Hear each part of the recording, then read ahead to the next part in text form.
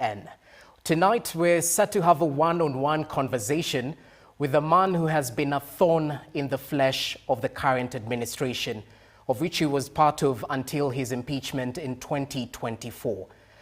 The Democracy for Citizens Party, DCP, which was just launched last year, is reeling from a victory in the just concluded election, which was quite decisive. But we know that by-election characterized by events that need to be called out. We saw goons, masked, armed men actually cause chaos in some instances, but we equally saw the lavish spending and the rollout of a litany of development projects by the Ruto-led administration and the UDA party. So we'll be evaluating the good, the bad, and the ugly side of the outcome of that mini poll and what exactly it means for Mount Kenya's political outlook. Is it a political statement or just a drop in the ocean? What of the united opposition and their plans to coalesce around one candidate, even as we edge closer to the 2027 general election, which is just a year and some change away? So much to talk about, so little time. Allow me to introduce the man of the hour, former Deputy President and DCP party leader, Geoffrey Rigathi Gachagua. Thank you so much for making time and welcoming us to your humble abode. Thank you, Rogers, and most welcome. It's always a pleasure to have a conversation with KTN. Undoubtedly, one of the most informative and objective stations that we have in this country. I remember when KTN came on the stage. Previously, we had KBC for information, and government then chaperoned the way people think. And then when KTN came on board, just before the advent of multipartyism, it brought freshness into the information space. And for many years, you guys have done well, and I'm always happy to have an interview with you. And I also want to thank you for bringing me out from the village. I've been in Wamunyoro for the last almost 1 month. And when this interview was agreed, I needed to come to the city to talk to the nation. Normally from Wamunyoro, I talk to the Mount Kenya people. It's good for me to talk to the people of Kenya from the capital city. So thank you for giving me an opportunity to come to the city.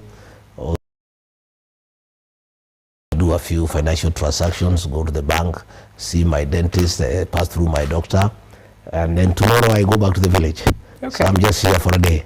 Asante for the sacrifice. And there's a lot to talk about, and we'll start where we should, the Ol Kalou, because the political symbolism of that Ol Kalou parliamentary by-election seems to have sent shockwaves across the country. Barely a year and some change to the jury is out there on what that victory by DCP means in terms of the bigger picture. Some downplay the outcome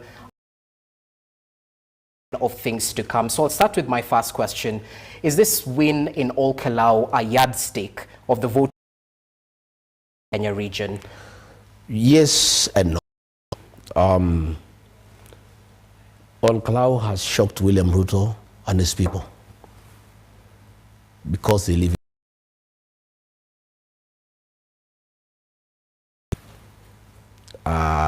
Ruto people thrive on lies and they believe that money is everything.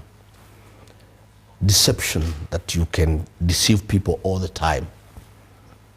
So he believed in the power of money, chiefs, elders, nyumba kumi, cabinet secretaries, police, goons, but he doesn't know the mountain. I knew of that outcome. I knew the win was certain. I was just waiting for the margin because I know the mountain. And what has happened this Ol Kalou by-election, I've seen Ruto and his people crying that we are celebrating too much. Yes, we are celebrating because of various issues that are important. One, I knew mountain since I left office, UDA was dead. William Ruto was finished in the mountain. And I knew that because I'm a man who listens to the ground. I talk to the people. The people in the mountain don't talk much. Even if they're angry, they just sing. You don't see them coming in the streets to riot.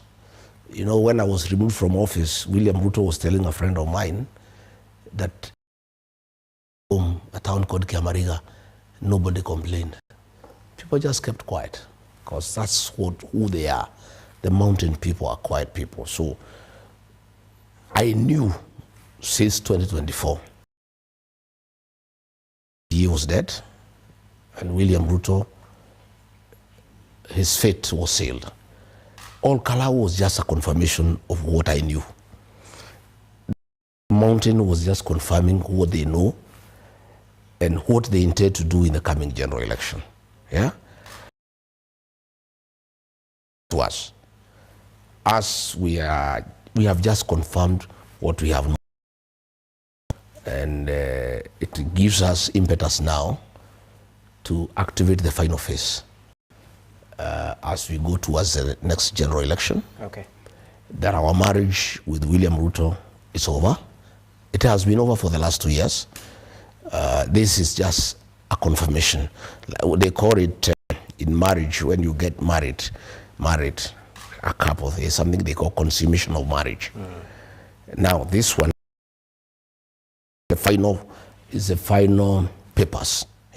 The divorce has been there. It's been going on back and forth, courts, but the final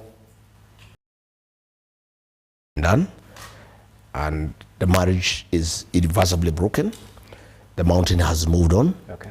and we expect William Ruto to move on, so that everybody just moves in his own direction, and then we'll face each other down there next year. So for the skeptics down, how does a parliamentary win lead to the presidential race in 2020? Ideally, the focus of the voters would be on the quality of the 9 candidates, not a veto against a national leader. The 2020 Constitution has a provision that for you to be elected president, you must attain 50+1. That particular provision portends is central in electing a president. Since the proclamation of the 2010 Constitution, whoever the mountain has been president. President Uhuru Kenyatta was supported by the mountain. He became president. The same happened in 2017. In 2022, President William Ruto was and others, and he became president. From where I sit, politics is a game of numbers. The mountain has moved away from William Ruto. He whatsoever, because that vote is huge. And it's even more complicated because in 2022, he got 13% went to Raila Odinga. 1.6 million people did not vote. That 87%, that 13%, that 1% that did not vote are all together against him. Whoever they'll vote for, either from the mountain or from outside the mountain, will be the next president of the Republic of. These are statistics. Okay. It's not anything that is, you have a history that from 2013, 2017, 2022, William Ruto became president courtesy of the mountain vote that has now moved away from him, and all of how things will be. The 13% that the UDA candidate got is for the UDA candidate because he's a local, he's called Mushina. He has been working in the CDF office for 13 years. He has relatives, he has friends, he has people he has assisted here and there. If it was William Ruto as president, I want to tell you today, he would not have gotten 3%. And I wanted to make a statement if they were on the queue. By 12 o'clock, 57%, 5,000 votes, 40,000 votes, and the suppression from midday all the way. Had there been no vote, it is my estimation that we would have had 75% voter turnout. And that would have reduced what UDA got to a single digit, 6%. So that is where we are. Okay. And that is a statement from Olokalao. And normally the mountain is homogeneous. What happened in Kiambaa. What happens in Kiambaa is what will happen in Madeira. What happens is what will happen in Igembe Central. Remember, UDA came in through two. One in a place called Rulie, that is Olokalao, and Kiambaa. A year before the election. Mountain, the way, you know, we have history. A region has a way it does its politics. It has one, the mountain does not divide its vote. We only divided last year, 2022, 87-30. Kenyatta was there, he was president, he had some followers. I was there, so 87-13. But previously, it's normally a homogeneous vote. The decisions in the mountain are made through by-elections. TNA, the party of Uhuru Kenyatta, came to the stage through, and once it won that by-election, UDA came through Rulie and Kiambaa. And if you look at the Kiambaa win, it was close. UDA defeated Jubilee by only 500 votes. I was in charge of that campaign. And by the way, Rogers, I'm an expert in by-elections. I've never lost a by-election. I'm a campaigner. You've lost by extension. No. Let me explain. And, we are pleased with what's going on because I was aware. I am now very clear in my mind. I knew that's where we are.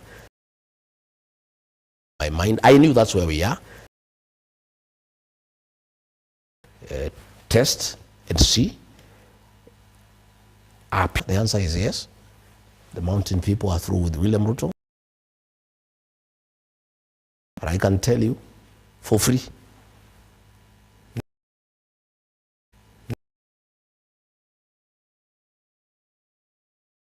UDA will not get a single seat in the mountain.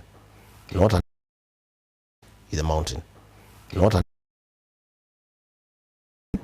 Not women rep, not senator, not governor, not president. I can on the succession from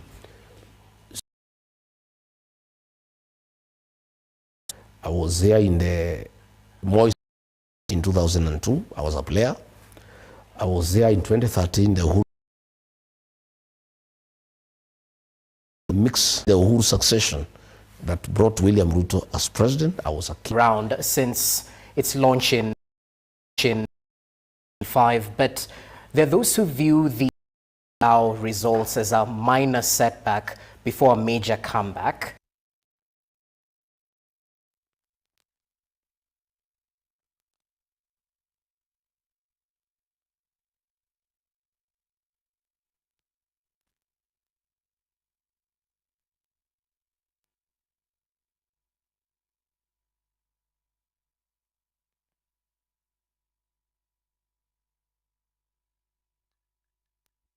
So, terming your reaction as over-excitement seems to be a logical reaction from them. And before you come in and respond to that, I'd just like us to listen to what the two foremost leaders in UDA party had to say. One of them being Professor Kithure Kindiki in May this year during an economic empowerment event in Nyandarua County, who said that Olkalau by-election would be the contest where he would politically deal with you, that he will meet on the ground and respect will reign. Equally, we'll listen to what President William Ruto had to say just last week after the Olkalau results, while he was meeting a section of leaders from Bungoma County at State House, Nairobi. Alisema, mafundi wa siasa hawajafika bado. Let's listen from the horse's mouth. By-election inakuja Olkalau, Nyandarua. I am telling you, I will. Mimi nangojea tukutane na huyu mwanaume na hiyo kifua yake anajipiga, tutamnyorosha, atamnyorosha mbaya sana, baya. Hapo ndio tuna heshima, hapo ndio heshima itapatikana. Mnasema tuendelee ama tuendelee? Nyinyi mko tayari?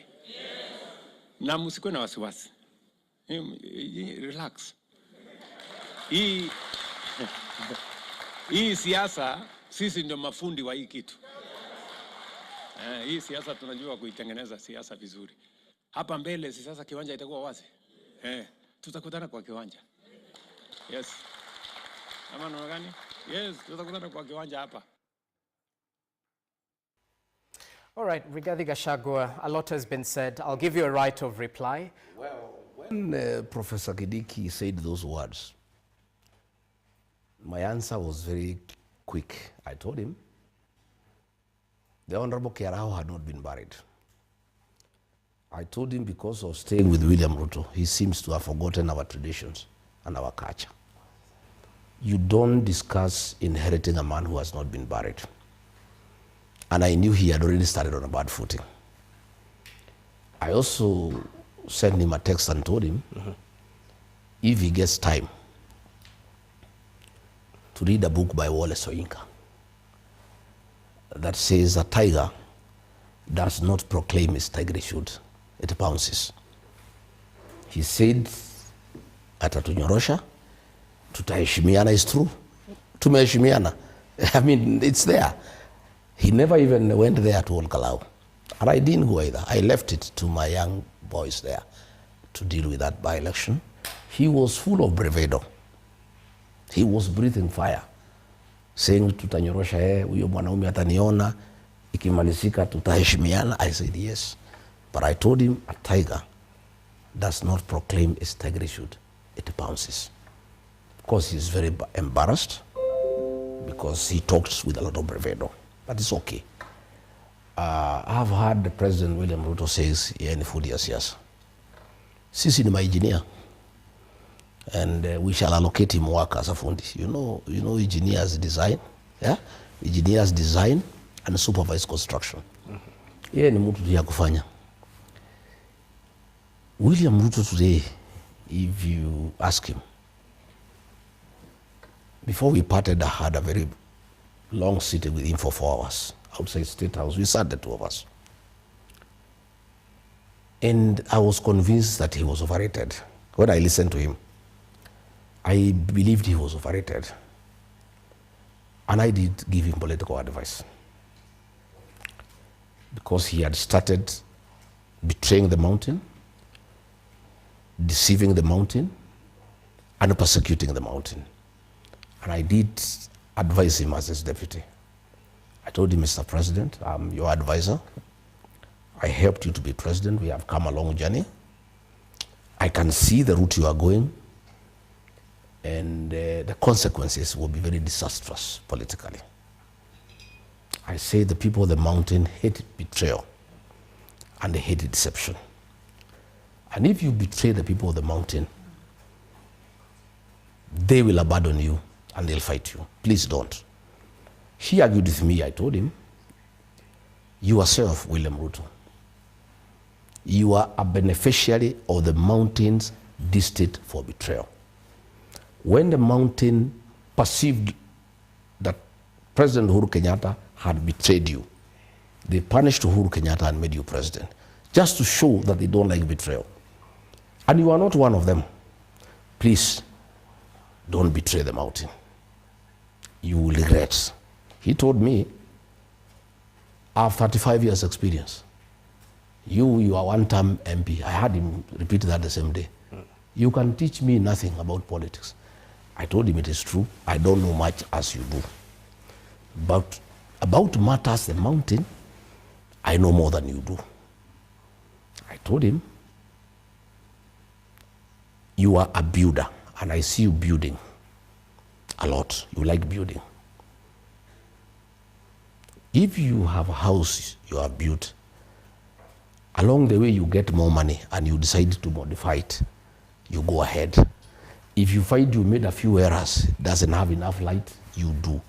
You can change the roof, you can change the windows, you can change the doors, you can change the tiles, you can change the ceiling, you can change the wardrobe. That you can do. Okay. But unless you are through with that house, you don't touch the foundation of your house. Because if you touch the foundation, you have lost it. I told him, the foundation of your government is a mountain. Don't touch the foundation of your government. If you do, you will lose the government, and you'll be the first president in the world to destabilize his own government. And I told him, if you touch the foundation of your government, you will not have peace until the general election. I went further to tell him, if you touch the foundation of your government, the mountain, you'll be a one-term president. What happened in Olokalao is exactly what I told him. President William Ruto took projects in Olokalao for 14.5 billion. 14.5 billion. He took a train, he took 2 boats, he took transformers, he graded roads, he took shoes, he took mattresses, he took gas cylinders. He did everything you can ever do for a society, until the neighboring constituencies started asking God whether he could take their members of parliament so that they can also get goodies. He spent 1.2 billion Kenya shillings in cash. But the people said no, because he betrayed the mountain. And the people of the mountain hate betrayal. And betrayal in the mountain has no remedy. Once you betray the people, it's over. Again, on top of betrayal, he started persecuting the mountain. He started sending goons and police to attack churches. The people of the mountain are Christians. And in fact, why he gained favor with them is because they are basically Christians. He was in church every Sunday. And he warmed himself in their hearts as a Christian. Church every Sunday with the Bible. He would sing our songs. He would talk Kikuyu. And people said, for the first time, the Church of Christ has a candidate. They elected him because of his connection with the church. Okay. The day he sent goons and police to attack PCA Mweki Church, the day he sent goons and police to attack PCA Kariobangi, the day he sent Nairobi Sierra Squad, headed by Madina Member of Parliament Eric Wamombi and his wife Betty Maina, to kill people inside church, that is the day, whatever little chance there was that he could recover after betraying the mountain, that was it.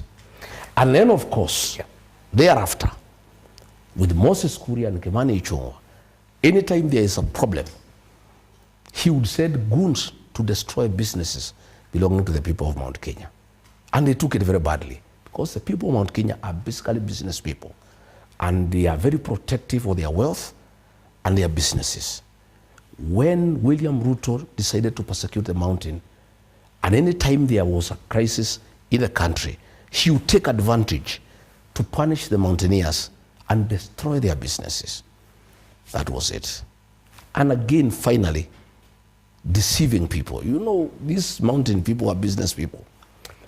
When he came with the bottom-up economic agenda, telling people, I can lift you from the bottom of the pyramid to up. I can help you when you had a kiosk to own a supermarket. The whole philosophy was very attractive to the mountain people. Because basically that's who they are. They are people who like to rise from nothing to something. Okay. So when he came with that agenda, it was very attractive. Only for people to realize it was a con, it was deception. There was nothing like that. He said he would put people money in the pocket. The little they had, he took it away through taxation.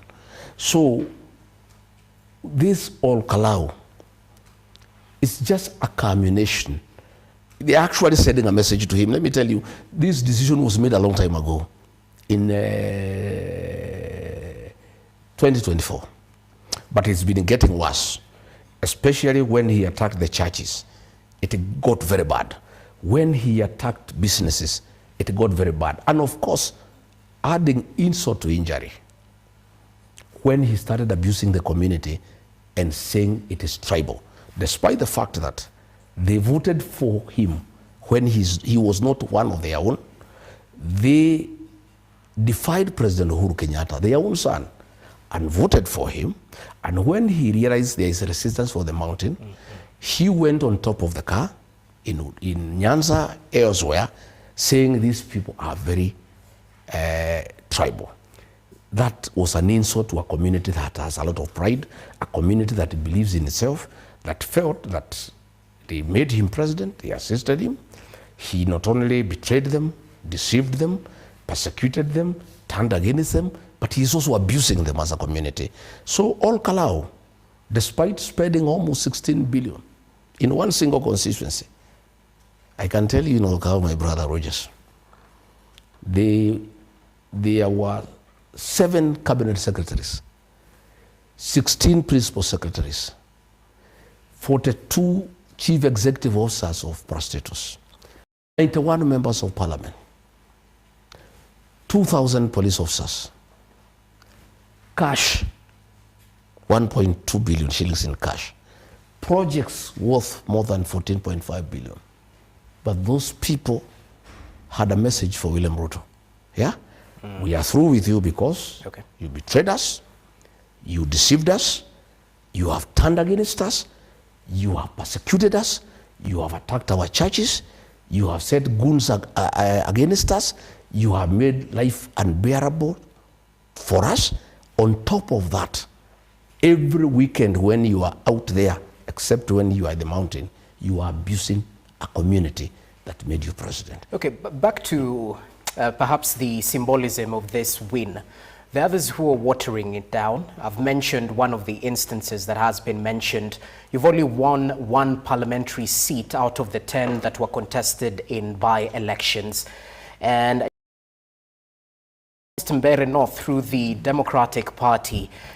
Perhaps, how would you build momentum from this one win to replicate it across the 10 counties? And equally, when you hear people saying that it was a battle between the defenders, Jubilee Party, and the DCP, it had nothing to do with UDA. How do you respond to them? Those are sour grapes. One, if it was a battle between Jubilee and DCP, what was the government doing in Ol Kalou with 16 billion shillings? What were they doing there? If what Aden Duale is saying, Aden Duale is just a noisemaker. It's a fellow who did not even give President William Ruto 7,000 votes. He is cabinet secretary, courtesy of the mountain people. He should not abuse the mountain people. When yesterday he was in Mandera, he said Kikuyus are hyenas, and we have asked people to go to NCIC and report him. Aden Duale is cabinet secretary, courtesy of the votes the mountain people gave to William Ruto. At every opportunity, he abuses the Kikuyu nation.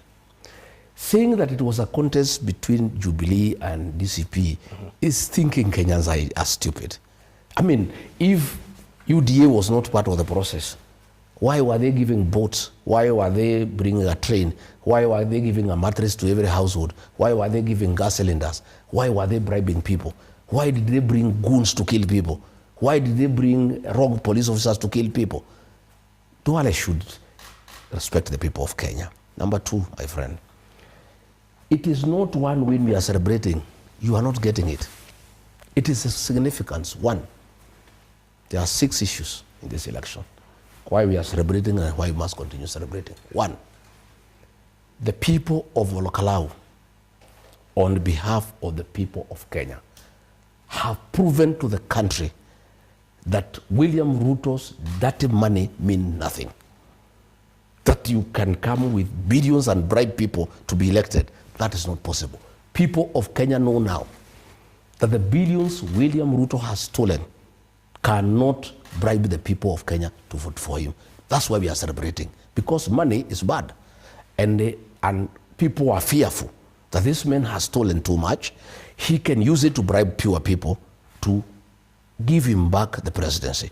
The fact that the people of Olkalau have been bribed with 1.2 billion shillings and they have refused to vote for his candidate is a confirmation that his dirty money means nothing in this country. Number two, why we are celebrating is that William Ruto can no longer deceive the people of Kenya. He has been unmasked. He came with the Bible and deceived Christians, pretending to be holy, pretending he is very prayerful, pretending he is saved. Nobody saw through him. He came with the bottom-up economic transformation agenda. Okay. It was a lie. You've mentioned that, yes. This deception, the deception in Olkalau was bring a trade, bring boats, bring transformers, bring roads, and cheat the people that you are working for them. The people asked, why are you not doing it in the neighboring Kipipiri constituency? Why are you not doing it in Kinangop? Why are you not doing it in Oljororok? The people saw through deception. Okay. So one of the greatest issues we are celebrating is that the people of Kenya now have the capacity to see through William Ruto and how deceptive he is. So that we are celebrating. Allow me to cut you short, because at the end of the day, I have to bring in what happened in Mbeere North. No, allow me, because you have asked the significance why we are celebrating. Yes. Just allow me to give you why. Okay. And it's not just a win, it's a win for the country. Number three, people have been fearing that William Ruto can steal an election. And Kenyans have been asking us, you people, one-term people, will vote for you. What will you do to stop William Ruto from stealing the election? Kenyans have been very scared. In Olkalau, the people of Olkalau have shown that you cannot steal an election. The people are there, defended the election to the end. They tried to bring in stuffed ballot papers through police. They were stopped by the people. They tried to bring people pretending to be illiterate so that they can mark for them. The people said no. So it's a great victory that Kenyans will go and vote and protect the vote. That is a great victory. That is one of the things that we are really celebrating, you know? Yeah. And it's important. Number three, we are celebrating that Kenyans cannot be intimidated by goons and police. There were 2,000 police officers, 4 platoons of the General Service Unit, 4 platoons of the Anti-Stock Theft Unit, 4 water cannons, hooded police goons with the AK-47 assault rifle and M16 automatic rifle, intimidating the people of Olkalau to stop voting, and the people said no. They stayed in the polling station. They were searching police vehicles. They stopped the police from entering polling stations to steal the election, to interfere with the counting. They barricaded polling stations with rocks and logs and actually stopped the police and government from stealing an election. That is why we are in a celebratory mood, and this celebration must go on because Kenyans were fearful. Today, Kenyans are calling me from all over. Can we come to Olkalau and benchmark on how to protect the vote? Voting is not enough. That's what Kenyans are saying. We have known from Olkalau that voting is not enough. And then now you can ask, I'll tell you now about Mbeere. You can ask me about Mbeere now. I have the answer for you after what I've explained to you. So we are not, William Ruto should know, we are not celebrating one win. We are celebrating the realization that you cannot steal an election in this country. We are celebrating the realization that police cannot intimidate voters. We are celebrating a realization that Ruto's dirty money means nothing in this country. We are celebrating the realization that he cannot.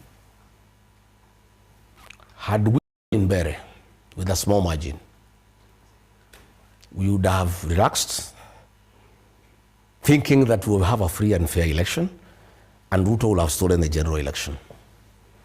The Mbere election taught us that you must protect the vote. It was stolen before our own eyes. One,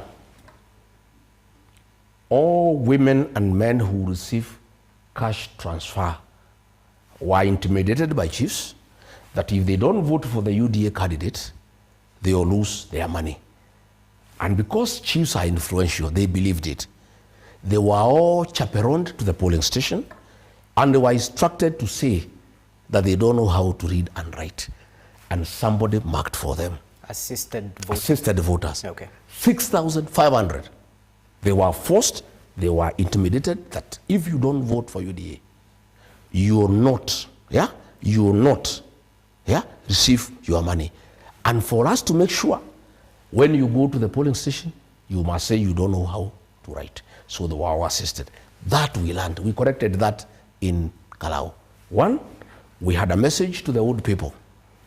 Cash transfer is your right. These are public funds. And they are voted for parliament. Nobody can take it away from you. The chiefs should not intimidate you. First, we educated the old people. They had. Number two, our agents refused anybody to be assisted as a voter if you have signed your ID. They checked the ID.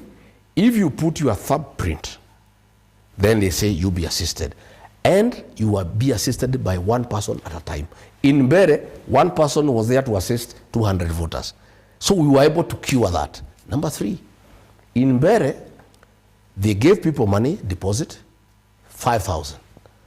And then they were told, when you go and vote, you photograph the vote, you come and collect the balance. It's supposed to be a secret ballot. That's it, that is it. So in all Kalau, we demanded that nobody will be allowed to take a photograph of the ballot because of the secrecy, the sanctity of the ballot.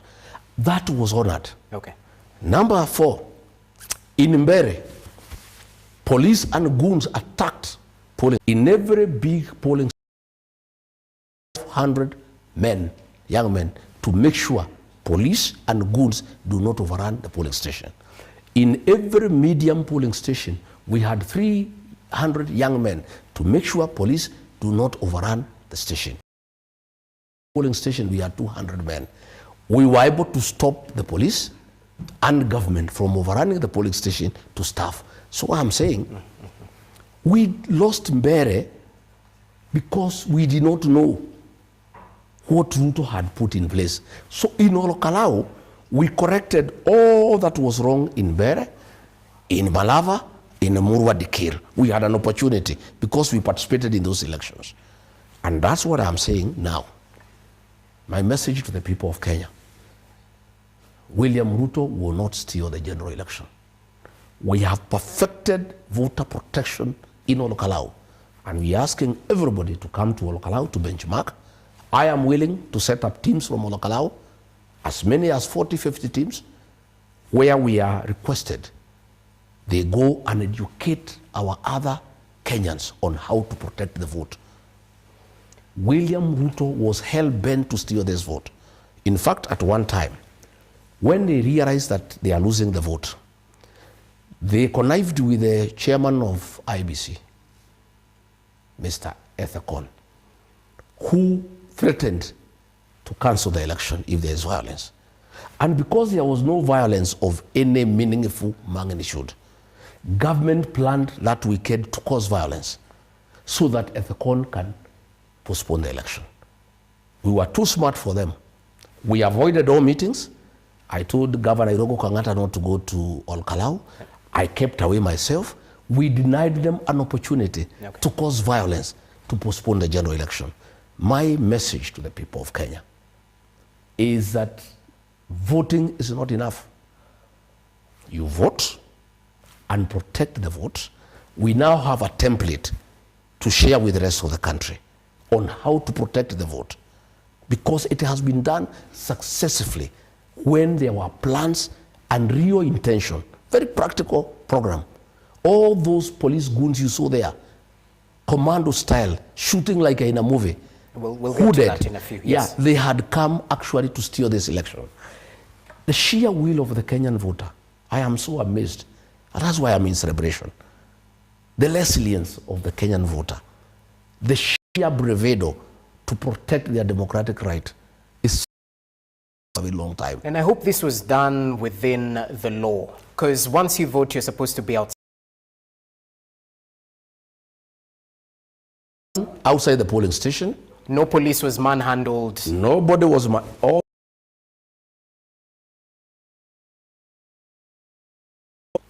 the IBC officials, the POs, the deputy POs, the clerk, the turning offs are perfect. Our issue is the commissioners. Let's talk about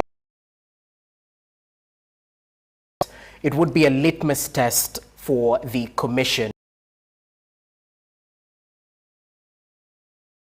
Kenyans come out to protect the vote, perhaps due to that deficit of trust. So as an credible election. They cannot deliver free and fair election. Kenyans will have to come in. The IBC failed to protect the Zakaria Gakunya Mukora from Huhoine, Rurie Ward, said my deepest condolences to the and friends. I'll be going tomorrow to Olkalau to bury these two. The community, I have said the families should not put a shilling on the dignity of the community. IBC up to today has not condemned these two deaths. The voter suppression that was done by comment to Olkalau, IBC has not condemned. There was violence for 6 hours by these rogue police officers. Up to now, IBC has not condemned it. There was wanton bribery for 3. IBC never condemned this bribery, never took action against cabinet. Yeah, the IB commissioners are on the side of William Ruto. But the beauty of it is that the election officials, they conducted a very free and suppression. Many people from 1,000 were denied the right to vote because of violence by police who are armed and hooded. The IBC did not do their job to make sure they have made sufficient security arrangements. The other way around, as rogue police officers from Sierra Squad and others terrorize the people of Olkalau, asked the county commissioner of Nyandarua, tear gas police officers who are in uniform, and made hell descendants and remnants of Mau Mau. This election would have been stolen. I can tell you, I can tell you that the only conducted and a winner announced. Despite the voter suppression, 20,000 people were denied an opportunity to vote.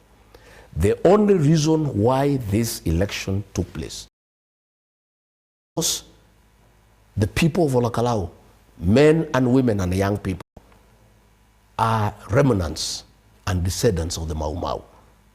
And they had tear gas. The members of took pangas, they took axes. And but I'm asking, it's a recipe for disaster, because the violence in Olkalau was not among the people of Olkalau fighting each other. It was state-sponsored. And I know the right to self-defense is okay, but the right to, you know, people, where we have reached, and that's why I'm saying, I want to tell William Ruto and Kipchumba Murkomen, they are preparing this country for anarchy. When policemen who are paid by taxpayers, who are having guns bought by public money, who are having tear gas bought by public money, descend upon innocent voters, beat them and kill them, and rape women, policemen who are employed by the public, who are paid by the public. William Ruto and Kipchumba Murkomen are setting the stage for anarchy in this country. Because if people decide, the way the people of Olkalau decided, that nobody will steal their vote, we have what you call the state of nature. Anarchy, where people take the law into their own hands. And what is very sad, Rogers, up to now, 7 days, nobody has been arrested. 2 people are dead. We are burying them tomorrow. Kipchumba Murkomen asked me for evidence. He can come and see the caskets. If he wants us to open to confirm their dead bodies, we will. He was asking why we are saying women have been raped, why they have not gone to police. How do women who have been raped, how do girls who have been defiled by police go to police to report police? And you don't bother. Okay. What they have done, they have gone to private hospitals, they have been treated and gone home. Because how do you report police to police? As we speak today, there is evidence that the vehicles that brought the armed goons belong to the Kiambaa Member of Parliament, John Kawanjiku. Today he has not been arrested. The policemen who caused mayhem in Olkalau, some senior police officers have called me, and they are very disgusted that the National Police Service have been transformed into a criminal gang by the CS called Kipchumba Murkomen. And they are frustrated. They are frustrated because when they went to Kiganjo, when they went to Embakasi, they were trained to protect Kenyans. Yeah. They were never trained to attack Kenyans. But Murkomen has transformed the National Police Service into a militia. As we speak, because these officers who have been attacking people, they are the ones who attacked the church in Wetima, ACK. I took the evidence to the IG, their photographs and their names, and videos. Instead of being prosecuted or promoted and given more responsibilities and given more sophisticated weapons, they were deployed in Olkalau. The photographs are there, the videos are there. Now that they have been exposed, instead of being arrested and prosecuted, very senior police officers have called me. They have actually been transferred. One miner who is bodyguard to Bete Miner has been taken to Kilifi. One Malonga has been taken to Bomet. One Kyoko has been taken to Maba Police. One Murangeri has been taken to Turkana. One Meguna has been taken to Kwale. The senior police officers are asking, this is our country. How did we reach here? That the police who are supposed to protect the people of Kenya, the police who are paid by the public to protect them, the arms that they carry have been bought through taxpayers' money to protect the people of Kenya. Murkomen has created a militia within the National Police Service to harm the people of Kenya. As we speak, 2 people are dead. Not a statement from the National Police Service about these 2 deaths. Women have been raped. These people created mayhem. They had 4 platoons of GSU. They had 4 platoons of ASTU. They had 1,000 uniformed police officers, but they were helpless because this criminal gang had been sent there by Murkomen to cause mayhem. The police are saying, please, remove this government from power next year. In fact, most of the information that I have is from the police. They are embarrassed. They are asking, how come we were trained to protect the people of Kenya?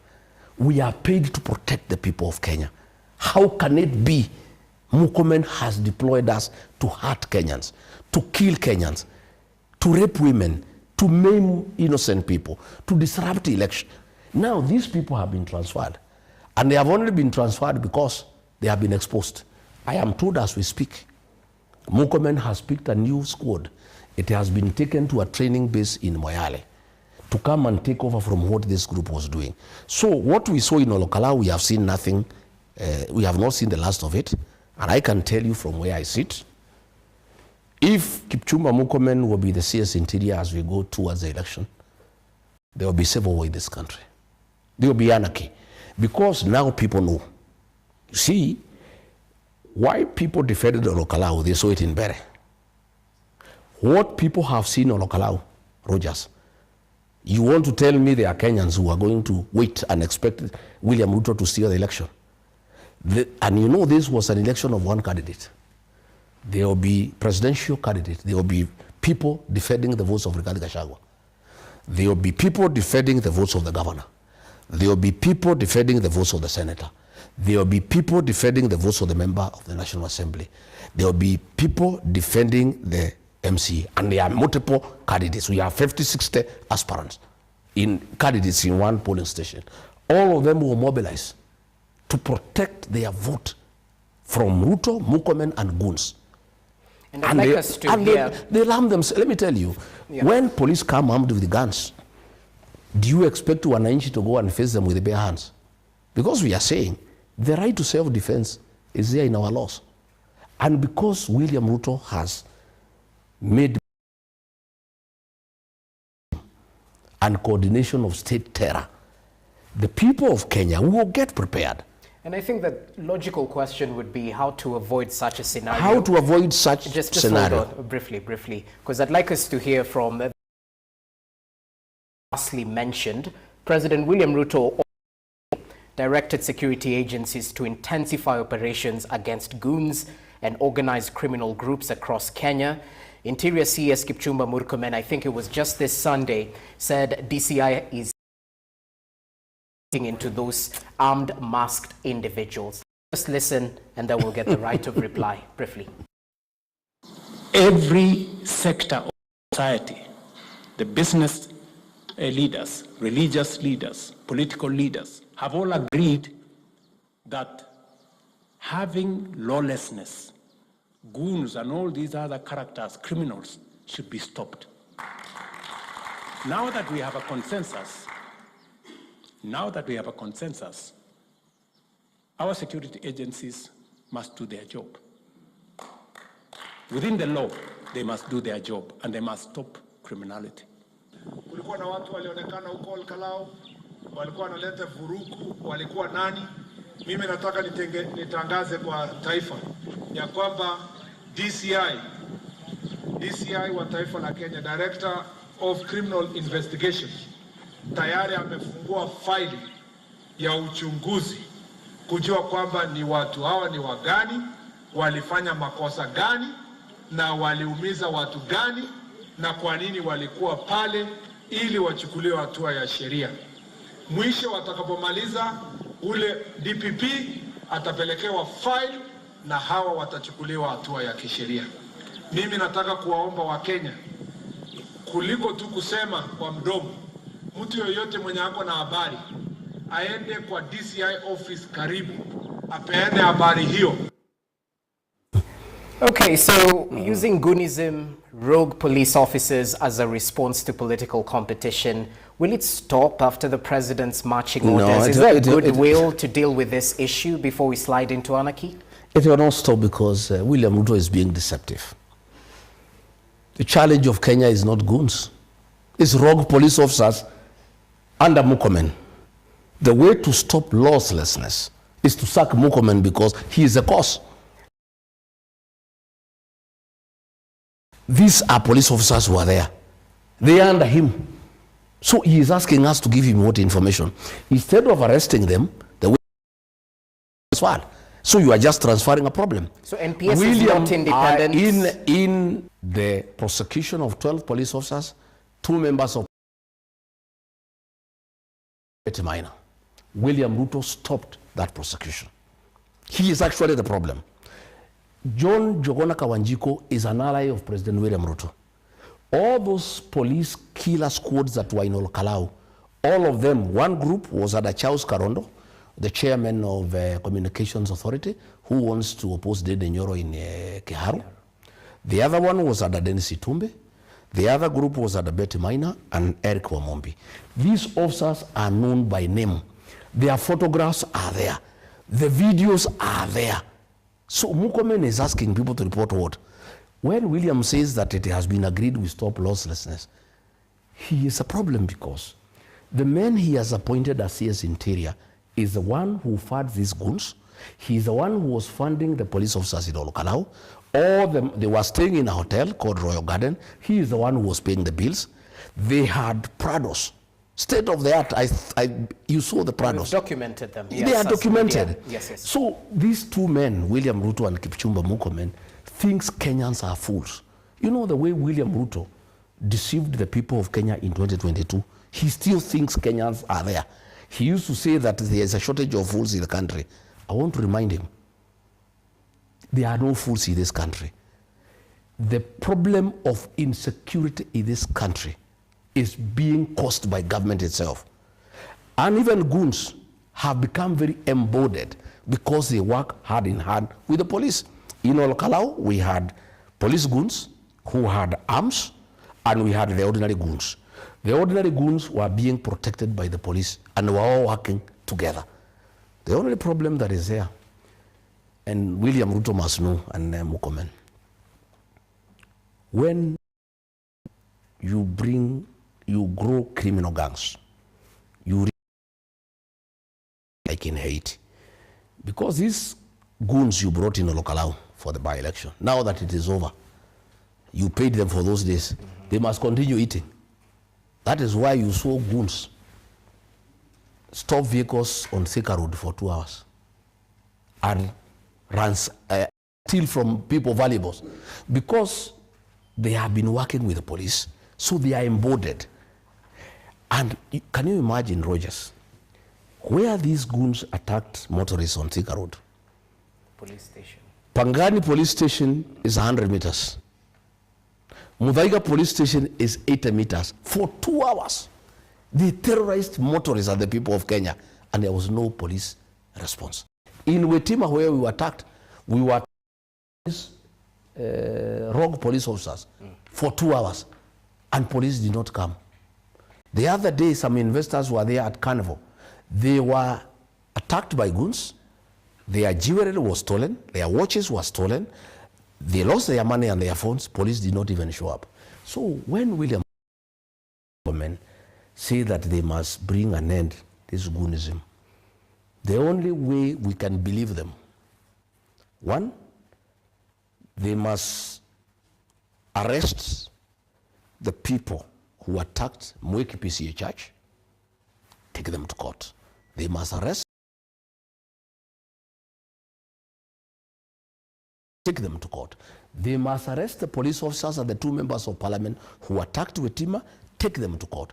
They must arrest the members of parliament who are in Olokalao, Dennis Itumbe, Charles Karondo, the police officers and the goons, because Murkomen knows them. He is the one who paid them. He is the one who organized it. So telling us about DCI, that DCI is a joke. I have seen a letter when Albert Ojwang died in Central Police Station.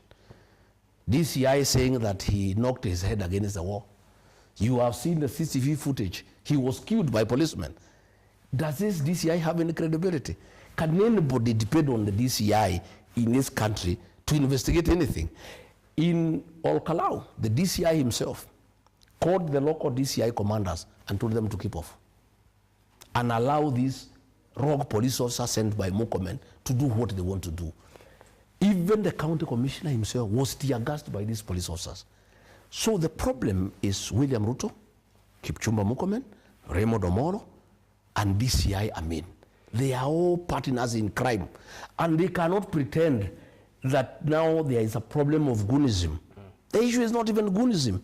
It's police goons and police working with the goons to terrorize the people of Kenya. That's why I'm saying, as I wind up, if this Kipchumba Murkomen will be the CS Interior, if Raymond Omolo will be the PS Interior, he's the one who has been organizing goons in Kisumu and Kakamega. They have divided. Kipchumba Murkomen is in charge of goons for Nairobi and the mountain, where they are having resistance. These goons are sent to areas where William Ruto is being resisted. Raymond Omolo has goons to deal with Nyanza and Western to deal with Leader Mwananchi Sifuna and group. And the goons in Nairobi and the mountain, they are supposed to deal with Gachagua and DCP. If this Murkomen is the one who will be in office. There will be anarchy in this country. Because what will happen, Rogers, and rightly so, people will not accept a stolen election. People will not allow William Ruto to come back to power through fraud and through an election. The people of Kenya will say no to intimidation. They will say no to goonism. They will say no to police brutality. And the people of Okalau have shown that a determined population can withstand police with guns, with grenades, and that is what will happen. So it's upon William Ruto. The remaining time, he can do nothing about the economy. The economy has gone to the dogs. The education sector has crumbled. The health sector has crumbled. Nothing is working in the country. One thing he can do for the people of Kenya, because they made him president, much as they are through with him and they want him to be one term and he'll be one term, there is one thing he can do to this country. Secure this country. I heard him today complaining about Khartoum. Oh, Khartoum was a very good town, now it's in ruins. That's the route you are driving your country. How can he talk about Khartoum, that it is in ruins? He is setting the stage for Khartoum. Because, Rogers, once people lose trust in the National Police Service, the men and women entrusted to protect them, once people lose trust in the capacity of government to protect them, once people conclude that the government is the one killing them, the government is the one persecuting them, people will take up arms and defend themselves.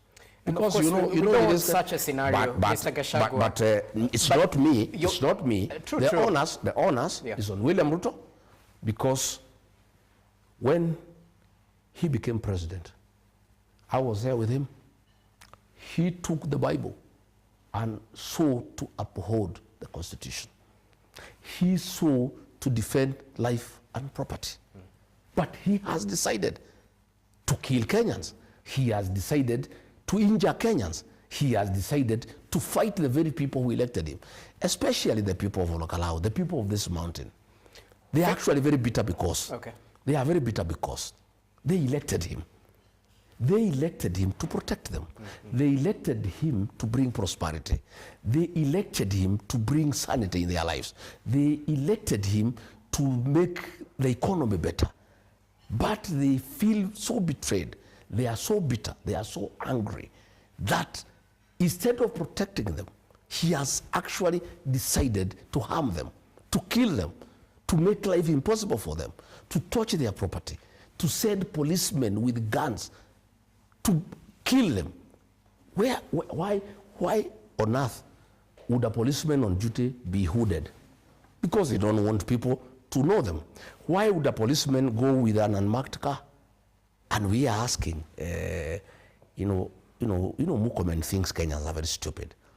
He is saying that we need to know who are those people, what were they doing there. There were 2,000 policemen. There was 4 platoons of GSU. There was 4 platoons of unstock theft unit. If it was no more crime, they would have stopped it.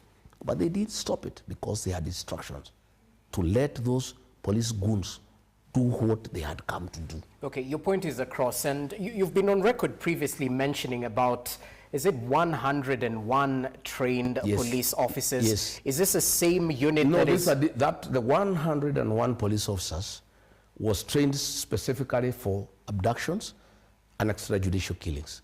They are the ones who abducted and killed the agencies, and they were all from the administration police, trained to kill, to abduct, and to conceal and attach the National Intelligence Service.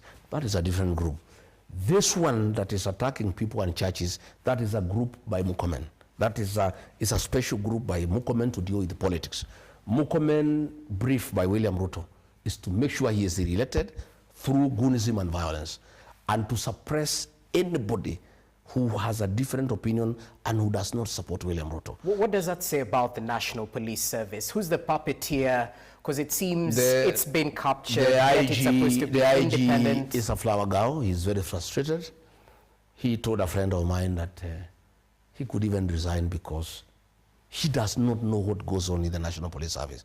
He deployed people, and he did a good thing. But I warned him. I said, I don't think you know the instructions.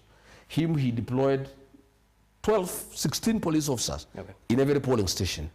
Yeah? 2 inside and 14 outside. He did his job. He deployed GSU just in case there is problem. He deployed ASTU just in case there is problem. He brought water cannons. But Murkomen sent another group that overpowered what IG had deployed. And they were told not to interfere with the activities. He's a very helpless man. He's a man from my village. And I have told him to consider resigning because he will be the most disgraced head of police since independence. That the police he heads has become a goon police. Goons are part of the National Police Service. They go in the same vehicles. He is the head of police that attacks citizens. I mean, it must be a very painful thing to Douglas Kanja, if he has any conscience, that the people you lead, because his papers are not good, yeah? Certificate is fake. And I can tell you as Rigathi Gachagua. How would you know that? I know that because the president told me himself that this man, he will do what I want because he didn't have papers. It was even challenged. Then the president organized for him to get some fake papers. Douglas Kanja has a fake degree. So the president holds him hostage. And I think what is happening is that the president will want to keep Douglas Kanja up to the election so that Murkomen can do whatever he wants within the National Police Service, and then Kanja can be blamed. That is exactly what is happening. Okay. You know? And Kanja is helpless because I don't think if he resigns, the president will go for him. I think you just have to stay there, allow Murkomen and Omolo do crazy things within the National Police Service, kill Kenyans, injure them, try to steal the election, and then the blame is taken to IG Kanja when things are behind his back. In fact, Murkomen works with his tribesmen. He's called Eliud Langat. You know,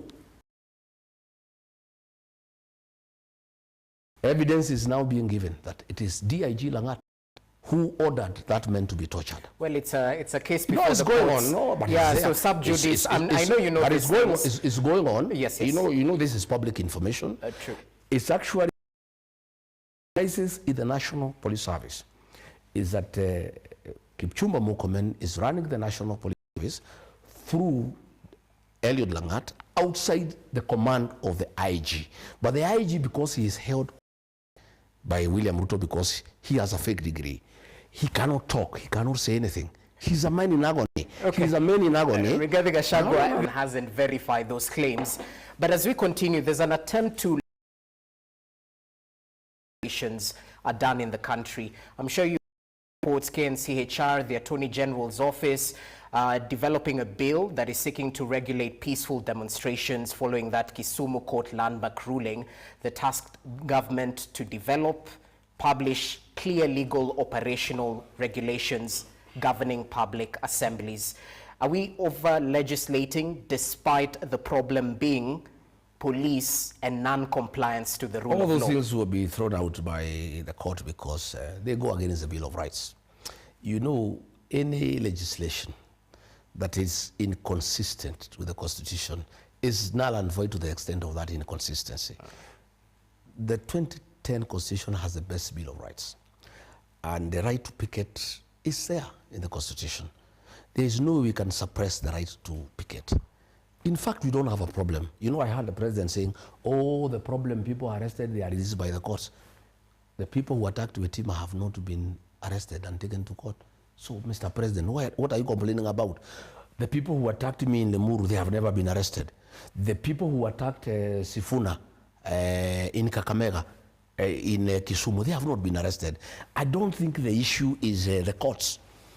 The issue is the infiltration of the National Police Service by William Ruto and Kipchumba Murkomen to quell dissent and to suppress freedoms and to kill democracy. I think that is our challenge. Our challenge is that William Ruto has decided to use the criminal justice system to deal with his opponents, to make sure that they have no space, and to force what he wants to the people of Kenya using the National Police Service. But when I listened to the police this afternoon, I'm a very happy Kenyan. The police have told me they will not bugger the election, and they will not take illegal orders. They will do what is right. The beauty about a general election, Rogers, it's not like a by-election. You know, by-election, you can send 2,000 police officers to one station. You can send a wrong police unit. We have more than 50,000 polling stations in Kenya. Each polling center needs 2 policemen. They are not enough. You have to add the prisons. You have to add cadre. There will be no policemen to cause chaos in the general election.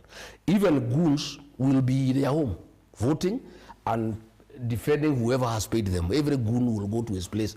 There will be no, you know why Olkalau was stifled? It was the only election. All goons from the country were taken to Olkalau. All wrong police officers were in Olkalau. All members of Parliament were in Olkalau. But during the general election, Betty Maina, who has been causing chaos in the region, will be struggling to be re-elected in Murang'a. She will be fighting for her life. Eric Wamumbi will be in Madera. Kimani Ichung'wah will be in Kikuyu. Kila mtu atakuwa kwao. William Ruto will be struggling to see how he can be re-elected. He will not be available to assist anybody. All these ministers and PSs were in Olkalau. Kila mtu atakuwa kwao. What I'm happy about, these officers who are in uniform were very professional. The county commissioner, the regional commissioner, they were very professional. In fact, most of those officers were really irritated that policemen are attacking Kenyans. They are attacking voters.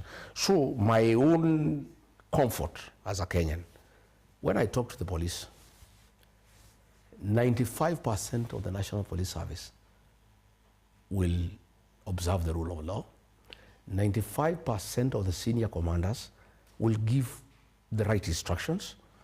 95% of the National Police Service, the rank and file, will disobey illegal orders. I can tell you. And since William Ruto will be going home, and you know these policemen also live in this country, you know it's not that they are strangers, they are also listening to the ground because they stay there in the police post, they stay there in the police station. They also know, the police are telling us, they also know there will be change. So I don't think on the last day of Ruto's presidency, any police officer who is aware of what the ground is saying will agree to suppress the will of the people, will agree to take illegal orders to try to preserve a president whose fate has been decided by the voters.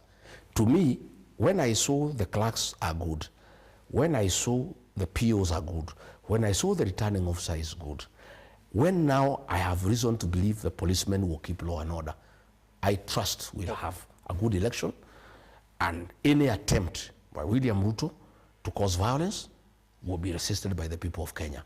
Any attempt by William Ruto and his people to try to steal the election will be resisted by the people of Kenya.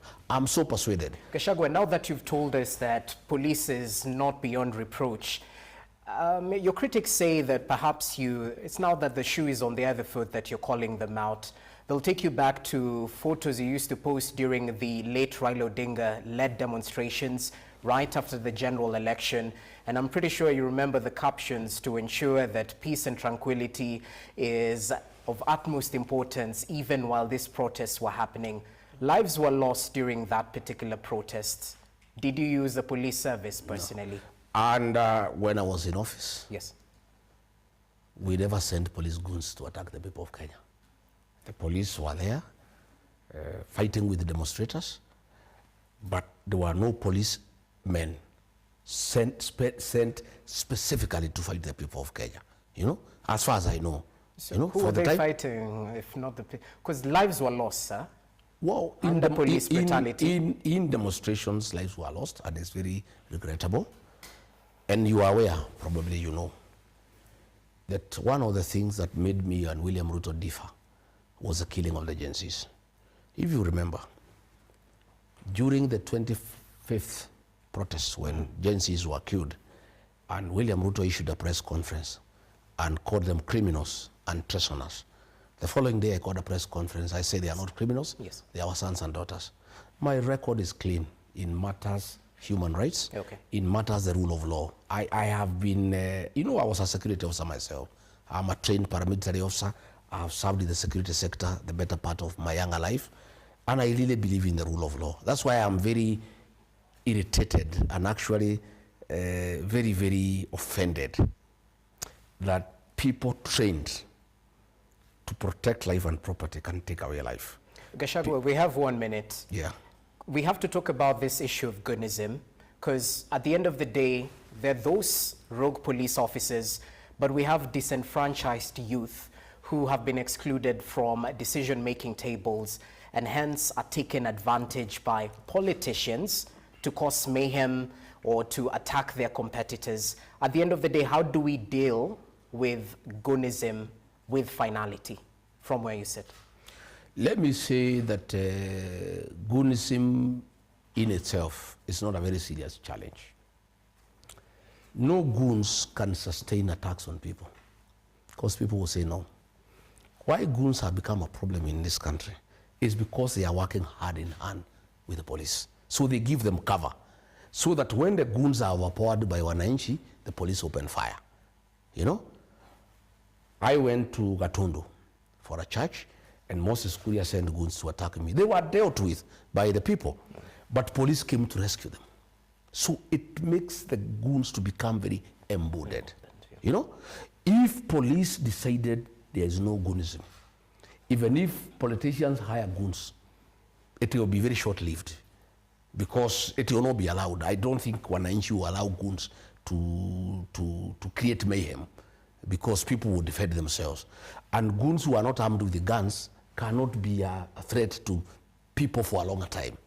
So if the police decided, if the president decided today to abandon goonism, to remove Murkomen from office and get somebody sober, and if he really wants his tribesmen, he has many people who are good, people with a proven track record, people of good credibility and people who have served this country with distinction, among the Nandis, among the Psigis, among the Marakwets, among the Tugens. You know, if he wants another Marakwet like Murkomen, they are there, and we know them. Once if the president makes the decision, because the buck stops with him. Murkomen, all these things doing, he cannot do it without William Ruto. Because William Ruto can see there is a problem. When people are shooting on top of a Prado, like in a movie, it was like a movie. Even Ruto has seen those videos, you know, and there is no war, and the people are not armed. These are innocent voters. And then police with rifles on top of Prados, moving at a terrific speed, shooting everywhere. And William Ruto is trying to pretend that there is no problem. Okay. You know, he's pretending there is no problem, saying that the problem is courts. Oh, when people are arrested, but nobody has been arrested. All these people who caused this mayhem on Onkalao, they are still free. In Wetima, they are still free. So what we are saying is, the first step to deal with goonism is to rein in Kipchumba Murkomen and Raymond Omolo. The second step is William Ruto to allow the National Police Service to operate independently and return the command to the IG and ask him to follow the Constitution, to follow the police orders, and to follow the Penal Code, the Criminal Procedure Code, the Evidence Act, the three documents that guide the police operations. If William Ruto today decided, the buck stops with him, by the way. It's all about William Ruto. Even this Murkomen, it's not him. He is just an appendage of William Ruto. William Ruto is using him. The decision to end goonism, and it's not by issuing a statement in State House. That was the 5th statement in 1 year. He has said, oh, goons must be dealt with. They continue. Oh, goons must be. And everybody knows, in fact, the police are saying he is a problem because he is. The senior police officers are saying, can we get back the command of the National Police Service to the Inspector General? And if that happens, we'll be able to fight. Yes. Which rarely happens. Yeah, it will be done. Okay. Allow us to take a short break. Like Murkomen has been trying to say that we are the ones who have the goons. We would have been arrested a long time ago if these goons were from the opposition. We would be in prison. So you don't have goons? I cannot have, because if I had, they would be in prison. Okay. Why the goons are there is because of government. That is why nobody can touch them. That is why nobody can arrest them. We have the bills to pay. Top of the hour news is coming up next. But this conversation is getting started, as they say. A lot more to talk about in terms of all.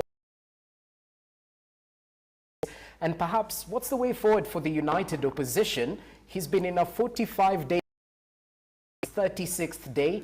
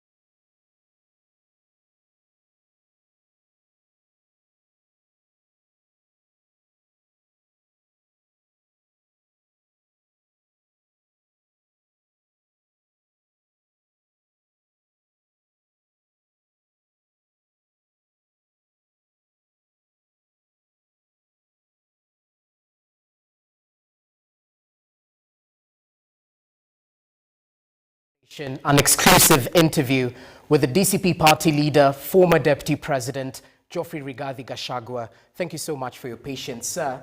We've been able to canvass quite a lot of issues. A lot remains, but I'd like you to react to tomorrow's edition of Kenya's bold newspaper, The Standard, and the headline will be all about the troubled past. That's what Kenyans will be waking up to tomorrow.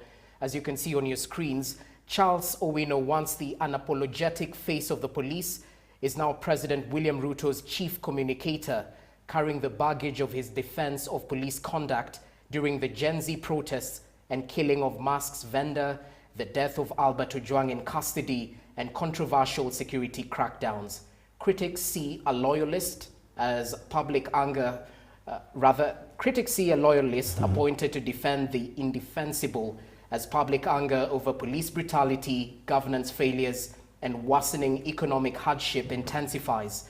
His biggest challenge will be not speaking for the government, but convincing a deeply skeptical nation that he is speaking the truth. Equally, on page 4, there's a special report dedicated to this particular conversation. Numbers don't lie. Opposition will pick the best to face William Ruto. That's what the former deputy president has said. And we'll get to hear from him on the united opposition and the prospects of picking one single candidate to face off against President William Ruto. But Gachagua, let's start with the changes made by the appointing authority, President William Ruto. We've seen a couple of appointments, key among them the government spokesperson, but equally the competitor, the UDA candidate in the Ol Kalou by-election has been posted. I think it's the Nairobi Rivers Commission. What do you make of these changes? Thank you very much. First and foremost, those changes will amount to nothing. One, that former policeman has been picked to try to deal with the crisis that faces the country on goonism and the role the police have played in killing Kenyans, burning their property and making their lives impossible. So nobody can believe him because that's the wrong person first. The image of the police is already dented. So bringing a former police officer in itself is self-defeatist. Number two, the image of this government is irreparably damaged. There's nothing the president can do. Even if he brings Ward Speed Master, insecurity, goonism, destruction of the education system, the failure of SHA, pending bills, stored projects, fake promises. With an year to the general election, even if he brings Ward Speed Master, the people of Kenya have already decided that the president is a failure, he's a liar, he's deceptive, and there's too much corruption. And that is why I've said, he said he's a fundi. We are engineers, we all set himself. We know if a fundi is not working well, the engineers would decide this food is useless and give him some other work to do. Number 3, those changes can change nothing. Okay? The problem is William Ruto. Again, even that new spokesman, what will he talk about? William Ruto comments on everything, himself every day. That's why you find even Isaac Mwaura, I'm the one who proposed him to that job.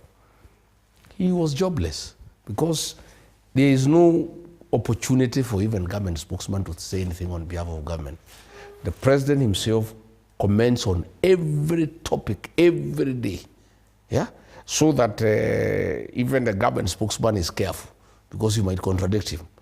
Even when you are preparing a statement in the office, he is out there and says something exactly opposite of what had been agreed on. So the change is cosmetic. That guy called Mushina was given Nairobi River Commission. It's unfortunate. I wish he gives him something else. The Nairobi River Commission is a vehicle for William Ruto to persecute the people of Nairobi from the mountain community. That Nairobi River Commission was in my office when I was deputy president. And he did instruct me, we started demolishing people's houses and businesses, and I refused because when we were looking for votes, we gave a promise that we will never demolish people's homes, we will never relocate people without alternative settlement. And when he asked me to supervise demolition of houses within the Nairobi River Basin, I said no. If you remember, among the charges that was brought against me in the National Assembly was insubordination, that I refused to participate in the demolition of buildings along the Nairobi River Basin. So this guy from Olkalau, he's just being set up against his people. You know, go and demolish houses belonging to your community so that people can hate him even more. This guy called Mushina was not rejected because he's a bad guy, by the way. Those 5,000 votes he got are people he impacted in one way or another. He's a likable character. And he was rejected because of association. One, giving him a job after he has lost the job is actually spiting the people of Olkalau. What you rejected is what I want. To start with, doesn't matter. It's good for him to get a job because he has a family and he needs to go on with life. I don't have a problem with him getting a job, but I have a problem where he's been deployed.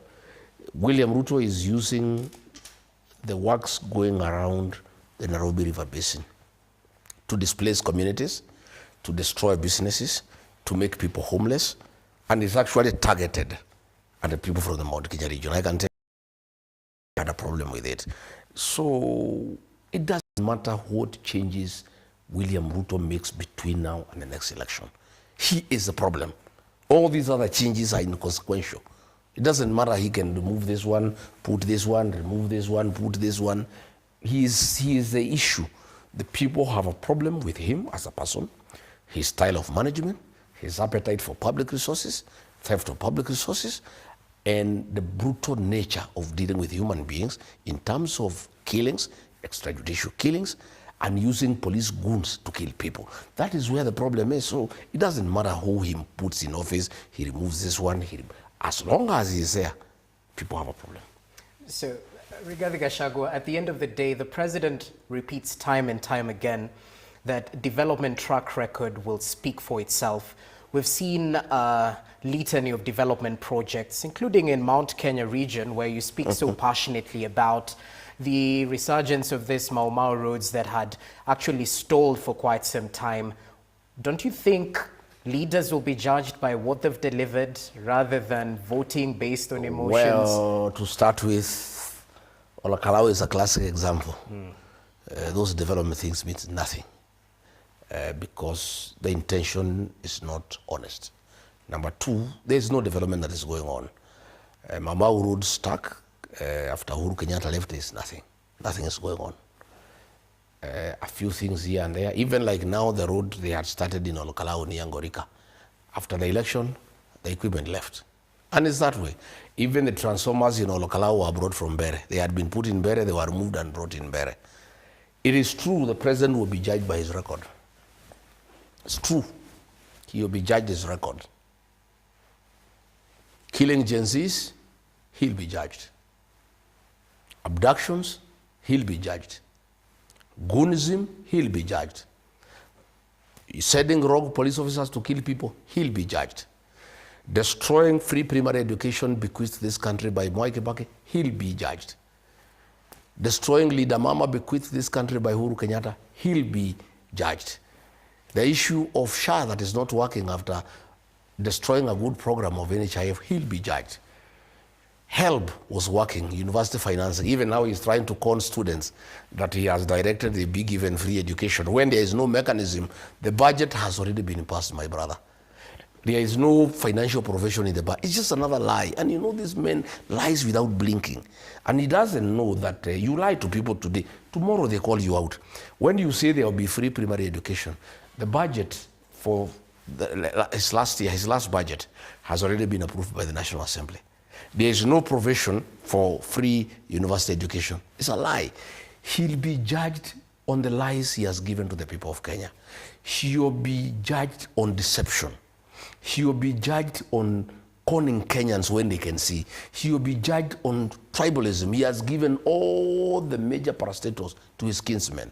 He will be judged on grabbing land. So when he says that people should be judged by their record, it is true.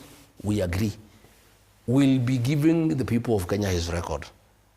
Very long record about what he has done against the people of Kenya. How he found institutions that were working, they are all destroyed. How he has undermined the National Police Service. How he has replaced police with the goons. How he has undermined the democratic space. How he killed young people whose crime was only saying they should be heard. How he said people should be shot in the leg. Okay. His activities that he needs to be judged on is a long list. So Gachagua, there's no good that this administration has Nothing. done. Aren't you looking at the glass half empty? He was bequeathed a safe country by Uhuru Kenyatta. It had economic challenges, yes, but there was no goonism. People are free to do what they want. This was a country that was safe. Police were protecting people. Police were not attacking people. Alcohol, illicit brews. You know, they are killing people. This is something that I had successfully done. I had wiped out almost 80% of illicit alcohol. Okay. He has brought it back. His record is long and it's true. I agree with you. Leaders will be judged by their public record. We will be giving a list of all the things that you have done, and then the people of Kenya can judge. Speaking of leaders being judged by their public record, you made some public sentiments not too long ago in respect to foreign or international tourists, and you gave them a caution in terms of coming to Kenya due to this Goonism issue. Your message was loud and clear. We've seen Canada perhaps give a travel disclaimer for their nationals who are set to come to Kenya, but your words seem to have irked a couple of leaders, especially those from the coastal region. I'd like us to listen to them in just but a few, because they seem to hint that your statement borders on economic sabotage. Let's listen in. When you touch our uchumi, we will touch you personally. Yes. Because we can't employ the hundreds of thousands or millions of the young people that work in the coastal line, wakifutwa kazi. Or you have now seen the biggest standalone investment is earmarked for Lamu. The tourism sector is a whole ecosystem. Within tourism, you get a taxi. Within tourism, you inspire property investors.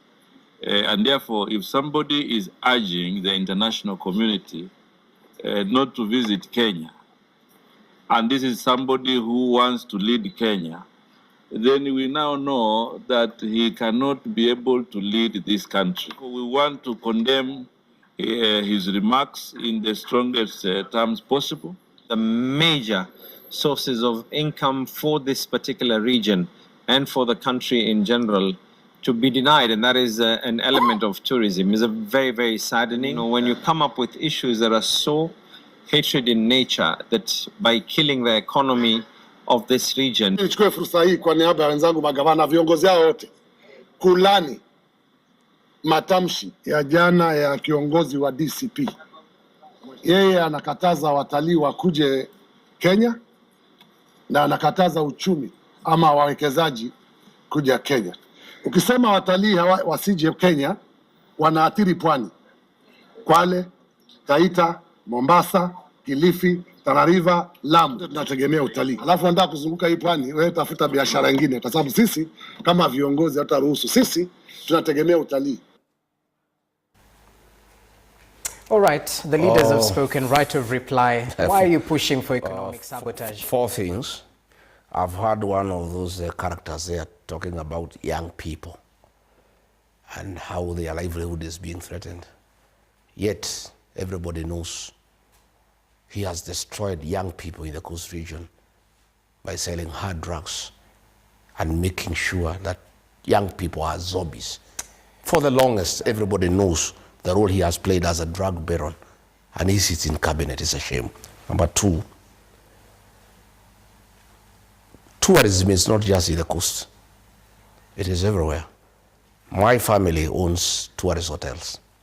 I can never do anything to hurt business. I'm a very patriotic Kenyan, but I'm also a truthful and a cautious leader. I don't know how old you are. In the 80s, there was a girl called Julia Ward.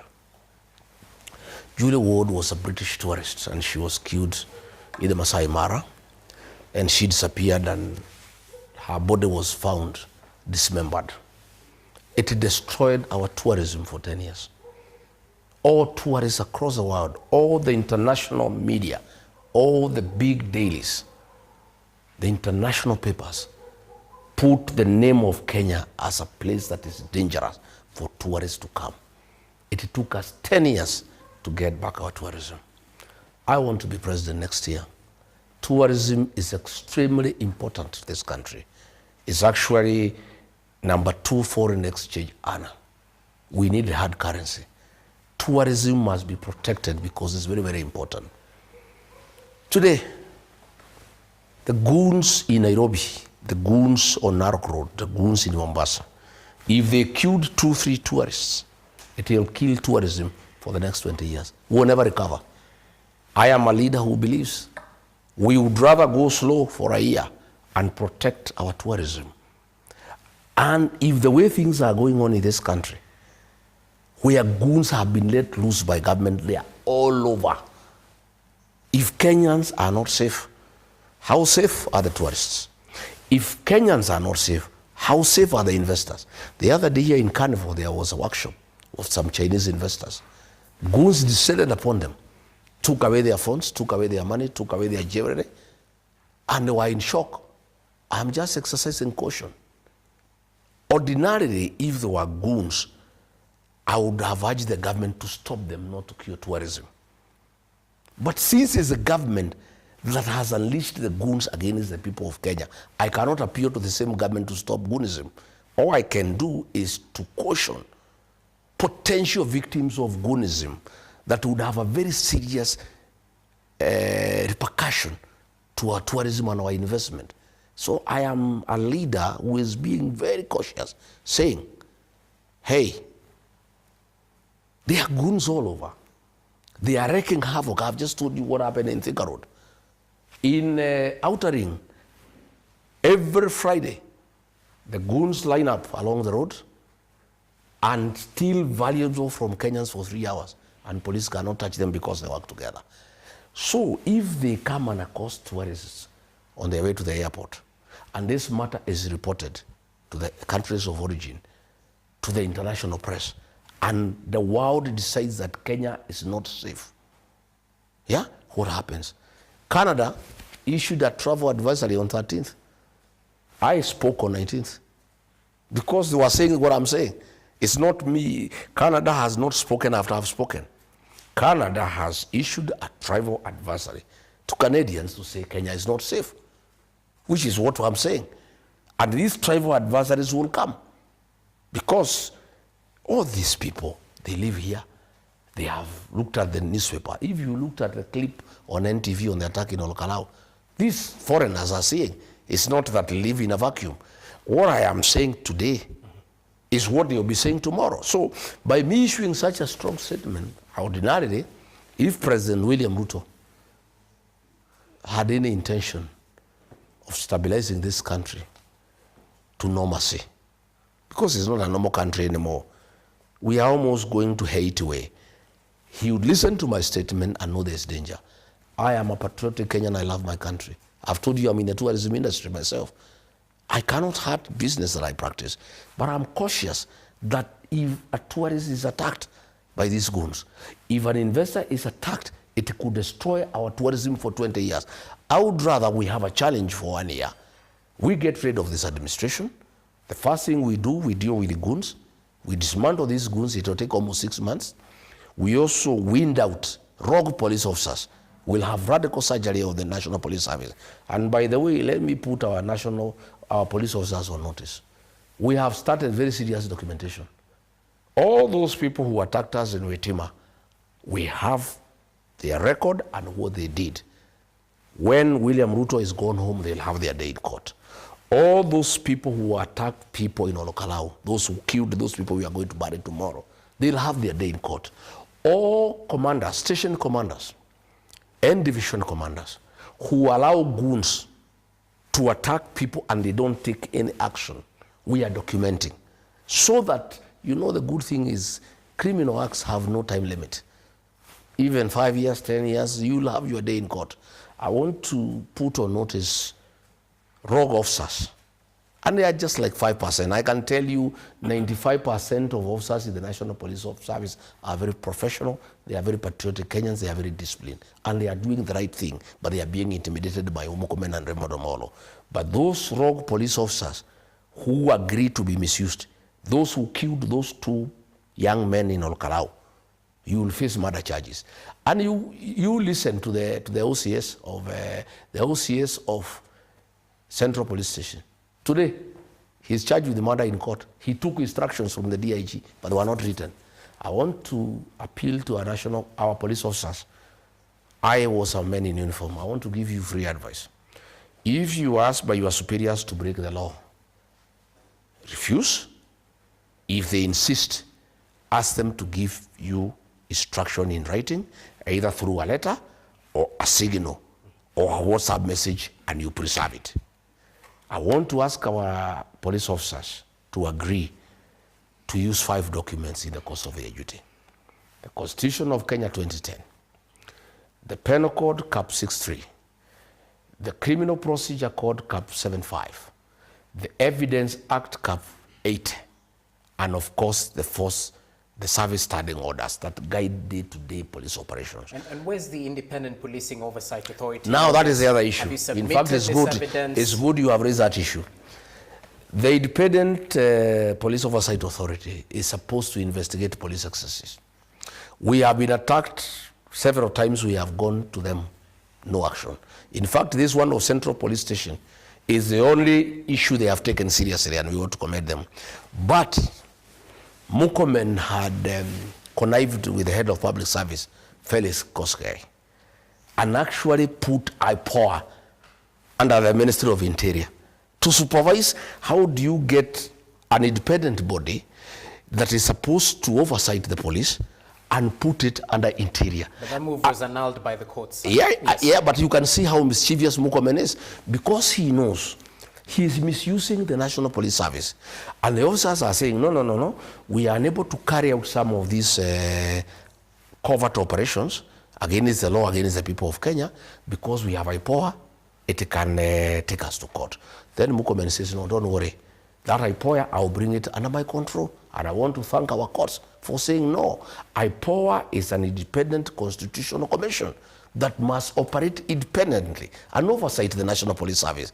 So this Mukomen is a very mischievous character. So how will you He's one of the greatest mistakes that has ever happened in this country. How will you strengthen this IPOA? Because independent is just No, there. even now, even the people in that IPOA, some of them, like the vice chairman, is very close to William Ruto.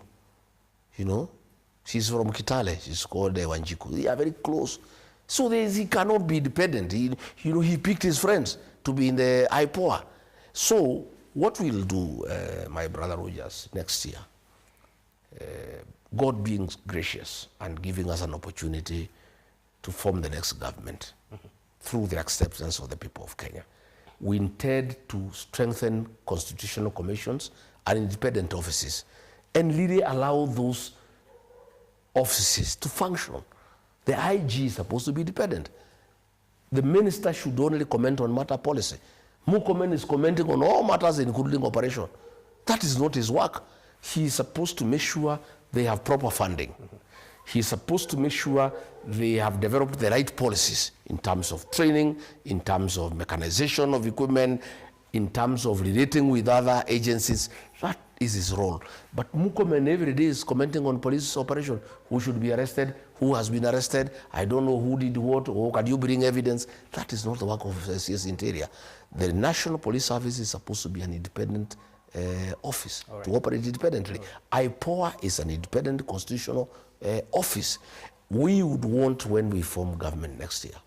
And that's how Mwai Kibaki succeeded. I really admire President Mwai Kibaki. He let everybody be. He let ministers work. He let PSs work. He allowed independent bodies to work. He did not capture parliament. He did not capture the judiciary. He did not capture oversight bodies. He allowed and that is how we achieved very serious economic development. That is how we achieved, growth, economic growth. That is how there was money in circulation in the country. Okay. I would want, God being gracious to me and my colleagues, once we form government next year, we would like to take this country back, at least to where Mwai Kibaki left us. I was waiting to hear about issues to do with understaffing, underfunding, because IPOA is really struggling with it. But let's see if, or rather... they cannot attract funding without working. If they did several cases and people can see they are really oversighting the police, then they can advance a case for funding. Why would anybody want to put money into IPOA? There's nothing they are doing. When our leaders, Senator John Methu and others were attacked in Kigumo, when I was away in the United States. And they even went to IPOA, they took the vehicles showing the bullet holes, they actually took the cartridges, they took the names of the people who attacked them. It's now 1 year. Nothing has ever been heard about it. It's a toothless body. It's of no use to anybody. To make matter worse, to give the officers comfort, to unleash terror on the people of Kenya, that nobody is oversighting them. That is why Kipchumba Murkomen had secretly connived with the Felix Kosgei and taken it to Interior. I'm happy the courts have reversed that position. Okay. Yeah. Well, there's a blue code of silence. So much to talk about that. But let's shift focus back to politics, because I'd like your take on the Deputy President, Professor Kithure Kindiki. You have been verbally attacking him, holding no buzz, pulling no punches. I think you even referred to him as Mr. Yesa, Mr. Soprano, all that. But just recently, we heard you on this week, Monday, if I'm not wrong, ordering for political ceasefire against Professor Kithure Kindiki. We have two sentiments, both from you, before when political heat was stand up, and on Monday, as I've said. So we just want to compare the two and why the change of heart. Let's listen in. Unajua huyu Kasongo anatubeba ufala kule kwao, anapeleka empowerment, vijana wanapewa matatu, si ndio? Wengine wanapewa bodaboda, wengine wanapewa posho mill, wengine wanapewa power sol. Hapa kwetu anapatia mtu ya Soprano alete maharagwe. Ni ujinga si ujinga? Ni ujinga si ujinga? Wewe mtu ya Soprano hapana tumiwa na Kasongo vibaya. Nimepata habari vile walikuwa wananikosea heshima hao wa Kalenjin. Wameanza kumtesa huyo Kindiki hapo, kumkosea heshima. So we professor, you are our son. I want to tell you because you are our son. Ukipata shinda hapo mbele, because utapata. Welcome back home.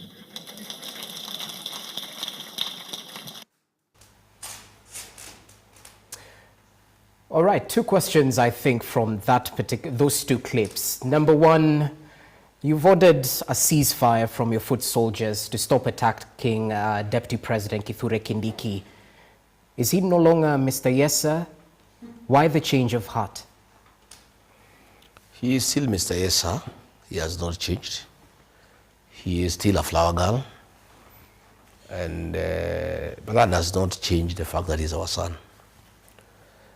I say two things. One, I noted that when he was interior, despite being Ruto's flower girl, he never sent goons and police to fight his kinsmen, the way Murkomen is doing. I noted that, at least, even as his Mr. Sir, he didn't agree to be used by Ruto to fight his own kinsmen. Of course, when I talked that, people said, no, but he killed Gen Zs, which is true. But I said, in matters goonism, he didn't do what Murkomen is doing. Number two, the previous day, he issued a statement to say that the mountain is... Just hold. So the fact that Gen Zs were killed under his reign is okay. No, I'm just that he didn't send to kill his kinsmen? I'm not saying it's okay. I'm saying people reminded me that much as he did not say goons, you know, we were discussing goonism. I said Murkomen has reigned terror on this region, and give credit to Kindiki, at least during his time, he did not send goons here to attack people. Then the people told me, but he killed Gen Z. I said, yeah. Then I said, there's a statement he has said that I agree with him. I have been opposed to William Ruto dividing the mountain. He has been using him and Roko to divide Mount Kenya East and Mount Kenya West. So the statement he issued the previous day, he seemed to have changed his mind that it is not good to divide the mountain. And I said, what you have done, Prof, is good. You have started making peace with your people. And I think why he has started making peace with his people is because Ruto has started fighting him. If you listen today, Ruto has released his attack dogs on him. There is a fellow called GK Karaoke, is MP for Dia. He has been promised to be running mate. He has started attacking him. It's because if somebody gives you a job... In contact with the deputy president... All I'm saying is, look, Dick is just an employee. People who work for me. Of you taking a soft spot towards the deputy.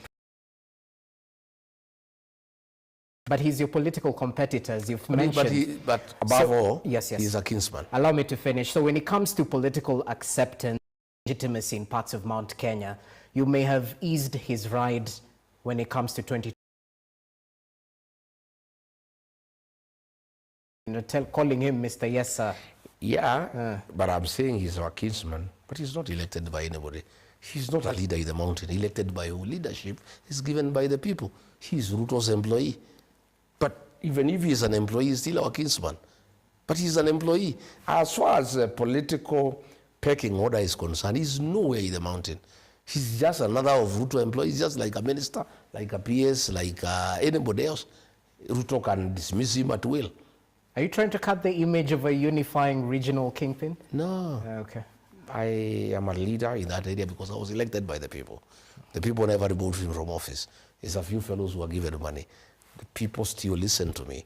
That is why when I told them, don't go to the streets, they stayed at home.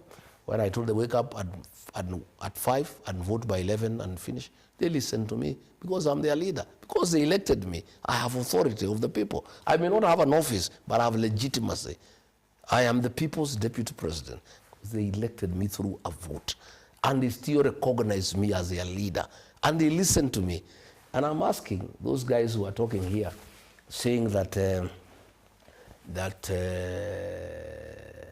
I can influence tourists not to come here. They have been abusing me, saying I'm nobody in Kenya. I cannot even be a village elder. That's what they have been saying. How come this fellow you are saying he is nobody? He cannot even be the chairman of a cattle dip. How come you are now scared that he has influence? He can influence the international community. It's double speak. They have been saying, in fact, William Ruto, when he removed me from office, he was told by Akina Kimani Ichung'wah and Mwangi Kajuri, this guy, after 2 weeks, you will never hear of him. 2 years down the line, I'm the discussion in the National Assembly. 2 years down the line, I'm being discussed in the Senate. 2 years down the line, I am being talked about by every cabinet secretary in Kenya. 2 years down the line, William Ruto is talking about me. All right, 2 years down the line, everybody is talking about me. Okay. So? All right. There's a section of UDA Mount Kenya politicians who said they're preparing a major political announcement and recalibration after the Ol-Kalou defeat. We have a brief bite. Let's hear from the horse's mouth, then we get into it. With my colleagues who are here, and others who are not here, governors, senators, members of parliament, and members of county assemblies from this region, we are going to make a major political decision, and we say God bless Kenya, God bless Nyandarua, and God bless all of us. Thank you very much. That several UDA allied members of parliament, senior government officials from Mount Kenya region have reached out to you seeking reconciliation. I assume the same leaders you portrayed as willing participants of Mount Kenya persecution, political persecution, are the same leaders who've reached out to you. Who are these leaders? You're a truthful man. Can you name them? These characters can make no major political announcement. They are dead on arrival. Their fate is sealed. Okay? They had hoped that William Ruto, with his money, with the chiefs, with elders, with the projects, he can help them get elected. When they left Olokalao, they are scared a lot because William Ruto was there with 15 billion worth of projects, 1.2 billion in cash, chiefs, everybody, and the candidate was defeated, was shown dust. So they know William Ruto cannot give them the money he put in Olokalao. So when they left, they were in Nakuru in a hotel. They are so scared. They don't know what to do. They have talked with William Ruto to help them create a political party, pretending it belongs to the opposition but is funded by William Ruto. It's what we are calling wheelbarrows of different colors. The minute these characters enter any party, the residents will conclude is a wheelbarrow of this color. Their fate is sealed. Even if they go independent, their fate is sealed. I would advise them, please, William Ruto finished you politically. He cheated you to betray your people. You became greedy, took his money, and betrayed your community. You passed the Finance Bill 2024 against the wishes of the people. You removed an elected deputy president from office against the wishes of the people. You have joined William Ruto in persecuting your people by arranging goods to go and kill your people and maim them. The people are through with you. What you can do, I've told them, because I know some of them. Please, make as much money as you can from this man and don't use it on politics. Even your salary and your allowances, don't spend any more money. Try to put money together so that next year after the elections, you can start some business. Yeah? Their fate is sealed. They are not an issue to anybody. That statement they were making is because William Ruto is not picking their phones. After they cheated him because they had given him false situation, he gave them too much money. They had 9,000 mobilizers who are being paid 1,000 shillings every day for 2 months. That is 9 million every day for 2 months. 9 million times 60 days. Yeah? It's 540 million. But the people who voted for the candidate were only 5,000. 4,000 people who used to be paid daily for 4 months. Yeah? 2 months or 4 months? 2 months, yes, 2 months. They did not vote for this candidate. So William Ruto was mad. These people conned him. They also set him up against the people of Kenya. You saw what happened in Trans Nzoia. Other Kenyans now are asking, if you want our votes, the way you treated the people of Olokalao, we want you to connect electricity to every household.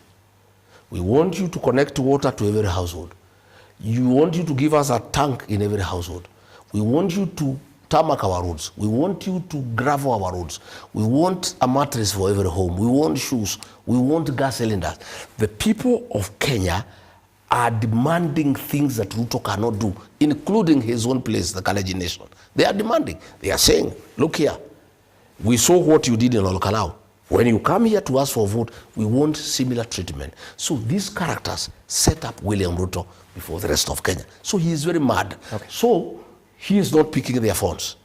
So they are trying to sell him fear, saying we are going to make a major political announcement so that he can call them, because he may fear they want to defect to come to us. So they are simply trying to sell him fear.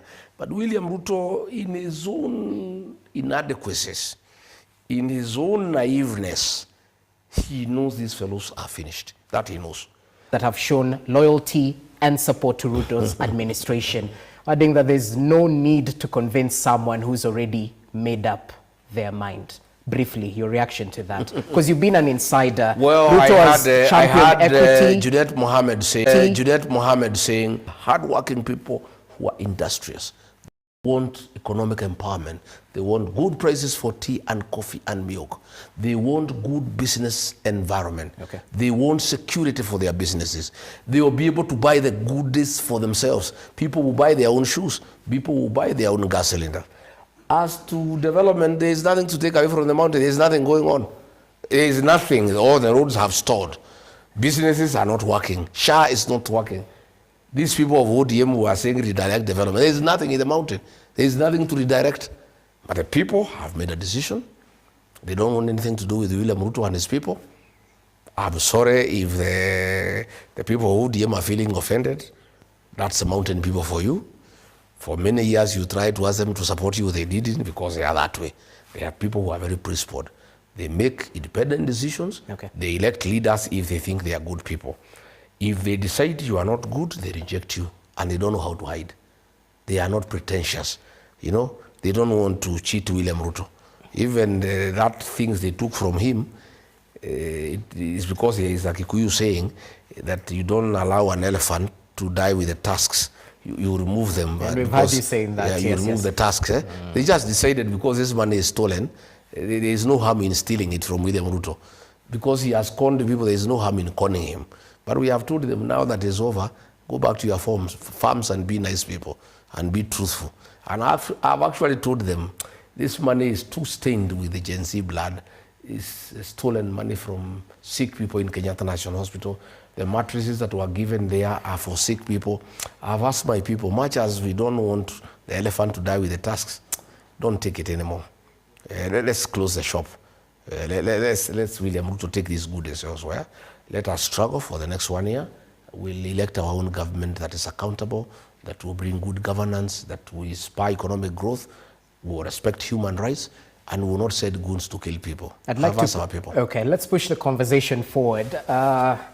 I'm sure you're aware of the comments made by Cabinet Secretary for Public Service, Geoffrey Ruku, who's been calling for a split between Mount Kenya East and West. And of course, it's not the first time politicians are trying to split political blocks to serve their shifting national electoral interests. Let's hear from the horse's mouth on the sentiments he shared not too long ago. Hiyo kura inapigwa leo Orokarao. We don't care about the results. Hiyo kura inapigwa leo Orokarao ni ya wao watu ya Mount Kenya West. Wapige vile wanataka kupiga.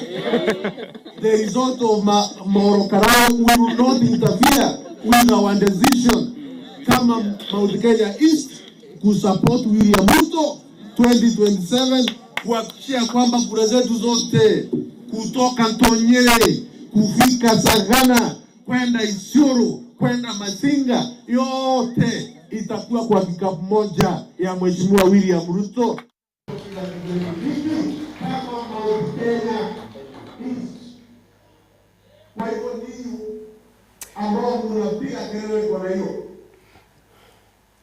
Okay, it's just a short bite from what he said. Of course, it's quite lengthy, but I'd like your reaction on this, because you're heading to Meru and Embu for a political tour. Are you trying to counter what he's trying to... No, that is not Ruku speaking.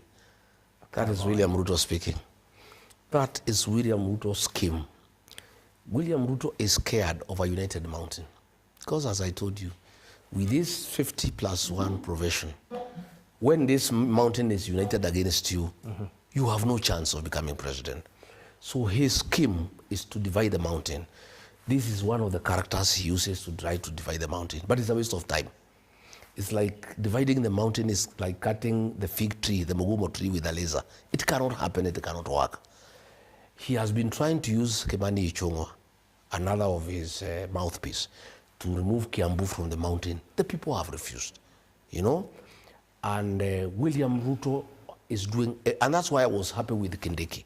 At least for once, he said the mountain is one. I was quite pleased because I know the danger of dividing this mountain. But it will not happen. And it doesn't matter what Ruto does. It doesn't matter whom he uses. What William Ruto is doing is what Moi used to do. It's a Moi script. Moi ruled us for 24 years through division. Divide and conquer. Divide and rule. And we learned our lessons. Since 2002, we have never been divided and will never be divided. Okay. I'm not going to Meru because of this. I'm going to Meru 1. That is the land of my mother. I have not been home for a while, and you know, normally you don't stay for too long away from your parents and your siblings and your cousins and your people. Number 2, I am on a job to continue consolidating my base. My base is the mountain, Nairobi, and the Mar. I continue continuously. I have not been to Meru for a while, I think 3 months. So after the conclave in Wamonyoro, I felt that it is important that I go home, touch base, and see my uncles, my aunties, and also talk to the people of Meru. This is not an issue. It is something that cannot work. You know, Moi did it. We suffered. We learned. And it's something we have agreed as Meru, as Embu, as Kikuyu. It will never happen. It's an exercise in futility. Let's speak about your political conclave, sir. 36 days, if I'm not wrong, into that 45-day political retreat and consultation drive. Yes. It seems we brought you to Nairobi before you finished it. So let's talk about the progress made. You've met various delegations. What have you gathered? Because you had mentioned you'll get the pointers and then have a sit down with former President Uhuru Kenyatta and chart the way forward. What have you gathered so far? Is there white smoke? Thank you very much. You brought me out of Wamonyoro. Also, I had to rush to Olkalau to go and say thank you after the by-election because I come from a people who have gratitude. I am also going to bury the 2 young people who were killed by Ruto's police. And also I had to do some church function on Sunday. I am still talking to people, I'm still listening, and we have not reached a conclusion. And a lot of issues have arisen. Case in point? I don't know. Many opinions, many suggestions, caution. Talk to us. Give us something, sir. In fact, You're being evasive. In fact, the 45 days I had away. What do you think? So you're in talking terms with Uhuru Kenyatta? We are in good security. You had Kimani Ichung'wah threatening to attack those people trying to develop nonsensical narrative. Kimani Ichung'wah threatened that the farms of Uhuru will be attacked. 10 days later, they were attacked. You need rocket science to know who organized that attack. Somebody says, Rogers, you KTN, if you are not careful, 4 days later KTN is raided. You don't need to know who organized that attack. But ignorance is no defense, sir. You are in government. Number 2, let me also tell you, from the security architecture of this country, nobody can touch a retired president without the full authority, concurrence of the sitting president. When guards were withdrawn, it is William Ruto who authorized. Not you. I have no such level with the president. Even his is higher. So there is nothing that attacking his farms, withdrawing his bodyguards, doing the bodyguards of his mother, without the express authority of President Ruto and Kimani Ichung'wah like this. Kimani Ichung'wah said the farms will be attacked. 10 days later they were attacked. Where does Rigathi Gachagua come in? You were silent, you know, at times silent. If a retired president has been attacked and you are aware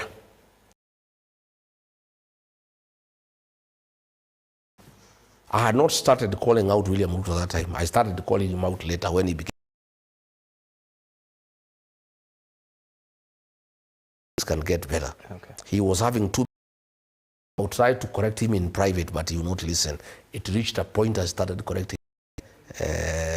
But anybody telling you, Rogers, that of a retired president without the full authority of... Okay, back to the views you've collected so far. You chose not to divulge because I'll be... And so that complete, I'll call the press and say, this is it. Okay, let's speak matters. And I'll start with some of the perceptions that are out there before we get to the progress made in terms of you're aiming to be a kingmaker with the aim of having a large stake in the next government, the general election. Clear the air. Do you have intentions of being in the executive? Get that presidential ticket, Bwana Rigathi Gachagua. Are you willing to meet? To start with, I think those are perceptions and narratives by... I am king. Why should I be a kingmaker? I should be king. I have the experience. And I have every intention to convince my colleagues that I'm the most suited. I and my team have demonstrated capacity.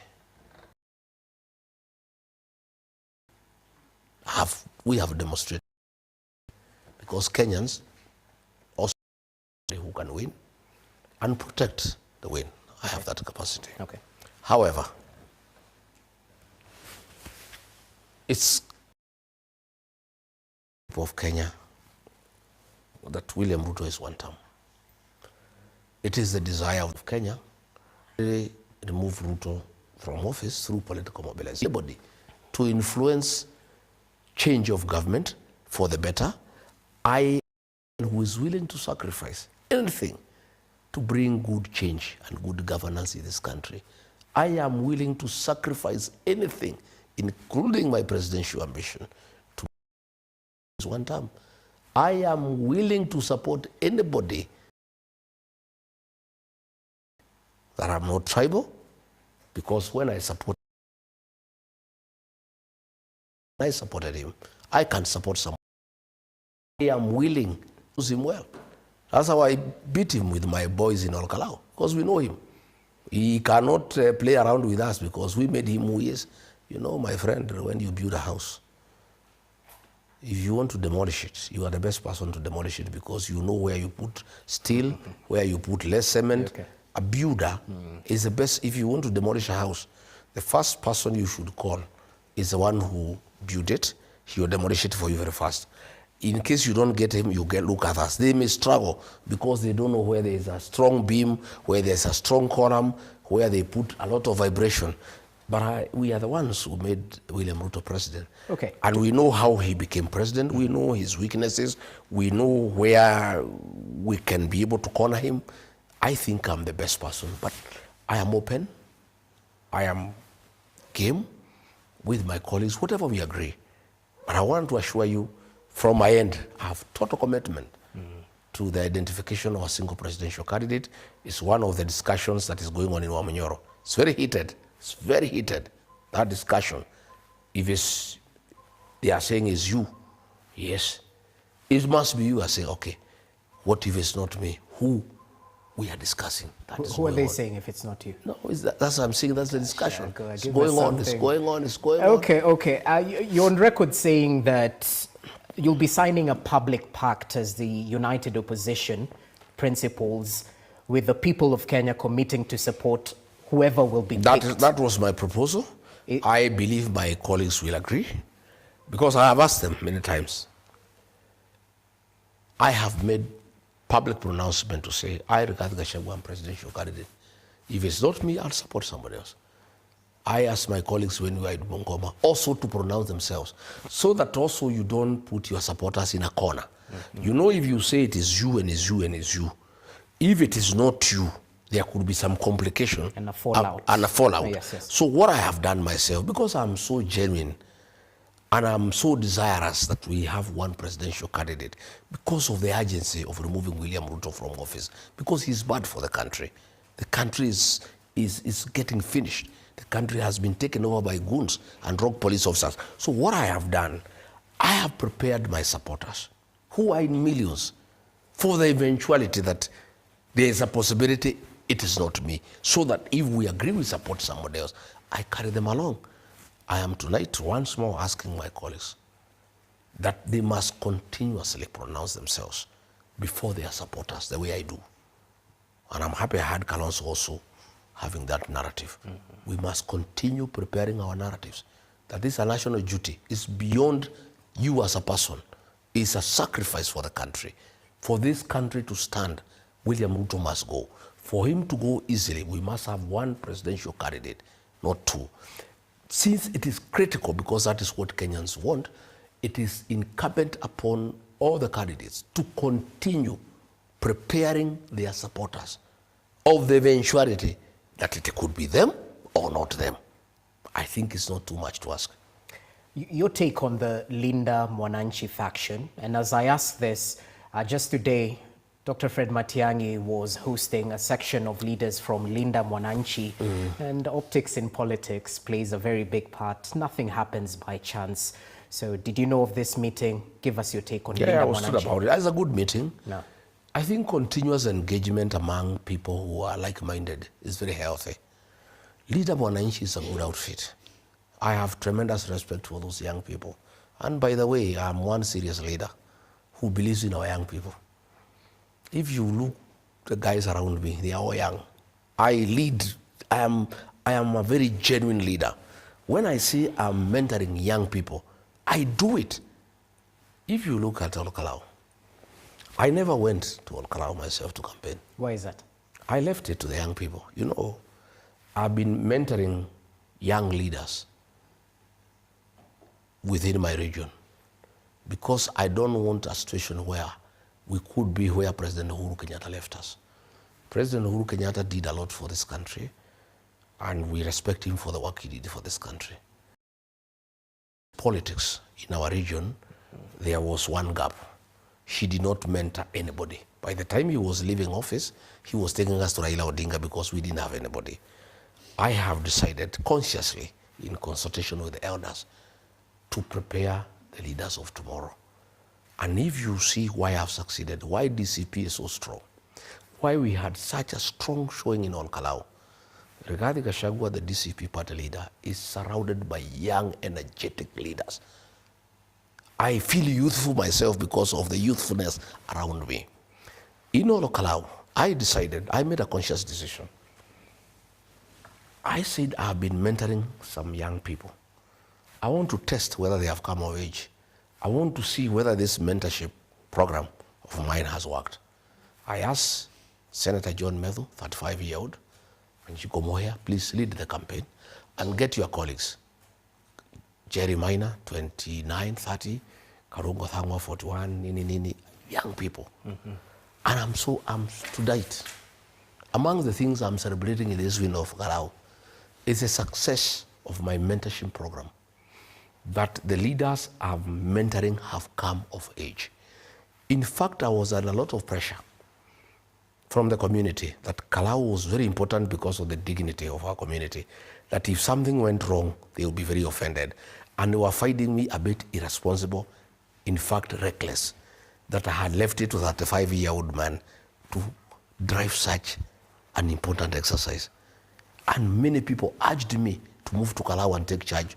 But I had confidence that for the last 2 years, I've mentored men and women, young ones, and they have come of age. Okay. And I didn't want to know. Okay. And I told my people, go and deliver. In fact, when William Ruto put too much money and brought the train, they almost chickened out and said, oh, boss, this thing is too important for us. Ruto has put too much money. We have 7 ministers. We have, please come and help us. I said, no. You guys, I want to see whether you have come of age. This thing, drive it to the end. They reached a point they panic. In fact, I drove all the way to Nyahururu to go and take over the campaign. They were panicking because of the goodies, because of the money. I went to Nyahururu, and then I changed. I went in a small vehicle. I changed, I went round. I listened. I called them, I said, continue, there's no problem. Today, I want to tell the people, you know, there are people who have been saying, oh, the mountain will not have a presidential candidate, or Rigathi Gachagua can be locked out by the courts. In fact, most members of parliament from the mountain, Akina Faith Getawa and Anna Zichongwa, they have gone to William Ruto saying, please interfere with the courts and make sure Rigathi Gachagua is barred from ever running, because if he runs, he'll finish us. See what you can do with the court and make sure he is barred from ever running, so that if he doesn't run, the mountain doesn't have a presidential candidate, then it's easier for us to get elected. I have very bad news for you. You people who have been pressurizing William Ruto to interfere with the courts and make sure that I'm not a candidate and the mountain has no candidate, I have very bad news for you. I have young men and women who have come of age. In the unfortunate event that William Ruto interferes with the court process and I'm barred from ever running, I have men and women ready to run. So you and me and the community will agree, pick one, and I can tell them, those young people I have are more lethal than Rigiji. In fact, a contest between one of my people, the ones I have, they would have a better showing than I as a presidential candidate, because one, they are youthful, they have a lot of energy, and also the country is craving for youthful leadership. So those who have been going to Ruto crying to him that he can use his influence and money to corrupt the courts so that I'm locked out, so that the mountain will never have a candidate for president, for deputy president, I have bad news for you. After my team, because they are all my young people, 18 of them were there. From among them, in case they succeed and they say, I cannot, we have men and women, competent, capable, articulate, energetic to be president or deputy president for that matter. And I'm a very happy leader that my mentorship, my community will never be exposed again. That even if today anything happened to me, even if today anything happened to me, I've established successfully a clear leadership structure that the community will never get convinced. If I'm not there, pick so and so, move on. All right, so you seem to think they're tested, tried. Those guys are good. Is my team there? I can consult the community. Pick one of them to presidential candidate. He'll beat William Ruto in the morning. Since you're so enthusiastic about youthful leadership, there's some who are saying that Edwin Sifuna, the Nairobi senator, is putting the cart before the horse. Masayake bado. No. There are others who are saying he's proved himself. I'm telling Edwin Sifuna not to listen to that nonsense. He's above 18. The Kenyan constitution says anybody above 18 can be president. Edwin Sifuna, please pursue your dream. All dreams are valid. In fact, that is one young man, if given the opportunity, I would also like to mentor. Among my guys, I'm telling you, Rogers, let's be honest. Would you support a Sifuna ticket? Why not? Okay. I am a kind of a person who is so genuine. You know, Kenyans say Rigiji is a truthful man. I am one leader who is not threatened by youthful people. The kind of method, Karungo, Jerry, the people I have mentored, not many leaders would agree. They would feel threatened. Leaving that campaign to my young leaders to take credit shows that Rigathi Gachagua does not feel threatened by young people. And I will never steal for growth of young leadership. I want to encourage Edwin Sifuna, Akina John Metho, Jane Njeri, Karungo Thangwa, Cleophas Marara, Babu Owino, all these youthful people. Please, the time is now. Let people not tell you that you are leaders of tomorrow. No, don't listen to that nonsense. The time is now. I look forward to sitting with Edwin Sifuna and listen to him. I've sat with Babu, I've listened to those young people. I've sat with people that I work closely with. I believe that the greatest resource for our country is our youthful population. We have got good leaders. They have no history of corruption. They are not tainted. They are not tribal. They have no beef with anybody. They are not vengeful. What a resource for this country. Then why caution? We are not short of options. Why would you caution the governor of Murang'a? No, Tell him no. The governor of Murang'a would have fallen into a government scheme without knowing.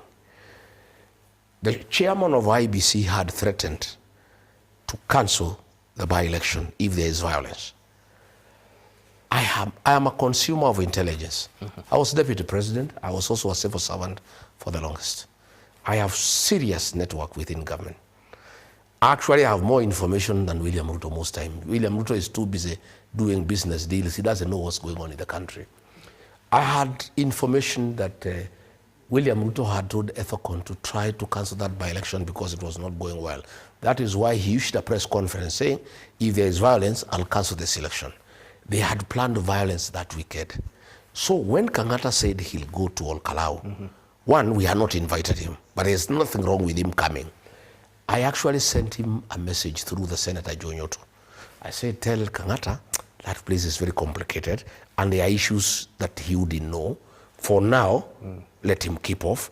Let it remain a local affair. Because even I and the party leader have not gone to campaign for my candidate because I know what is happening. Please let him not go. Okay? So he was told, he said, okay. Then we heard he's still continuing. I sent him again. I said, tell him that it will not augur well if he goes there. There will be violence. Because you know these people have been attacking Leader Mwananchi.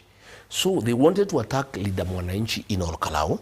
Then there is reaction, from the public. Then there are chaos. Then they cancel the by-election. And we didn't want it cancelled because we were winning. Okay. Then they also wanted to abduct John Metho. So I also told him to lessen his movement.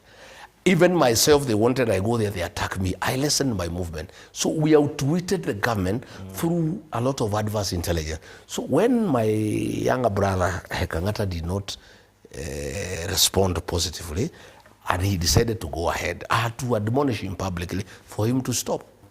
And he did well, but he decided to go to Nyahururu. You saw what happened? So I am somebody, people of Kenya know, if Ricky G tells you your wife is pregnant, please buy diapers.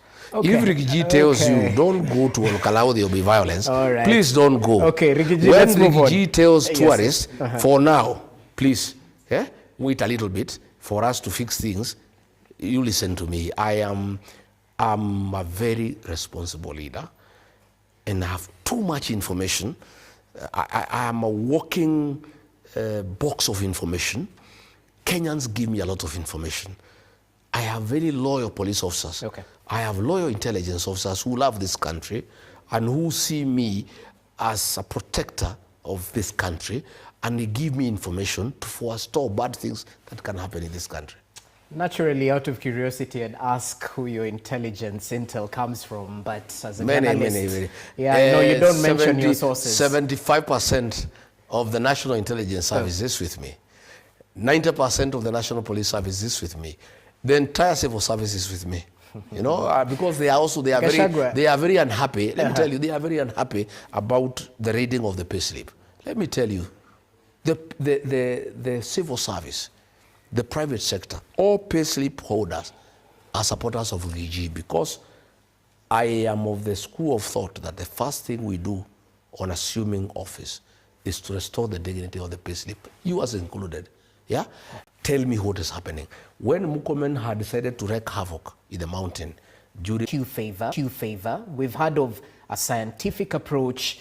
Others are pushing for. As a matter of fact, we hear that there's a portal opened in terms of state from the united opposition. What's your preferred criteria when you sit at that table eventually to decide who will be facing off against President William Ruto? Well, to start with, I'm not part of.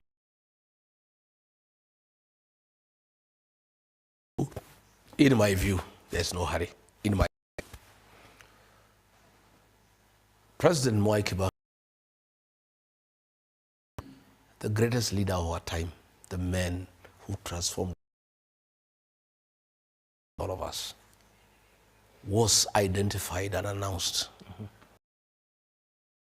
for the opposition on 14th October 2002, when the elections were scheduled for 27th December the same year. So 2 months, 13 days apart. We have a year to go. I'm sure you had Justin Muturi. No, is it cowardice? No. Here's his view. Okay. You know, people have different perspectives. From where I see, I think we need to take time so that we build synergy, we build trust, we mobilize numbers.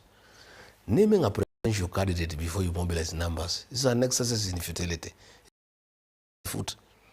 How do you go to war before you put your soldiers? You cannot just pick the general without having the company and the platoons and the 2IC. You must prepare the army. So in my view, and what I have done on my part, is my numbers.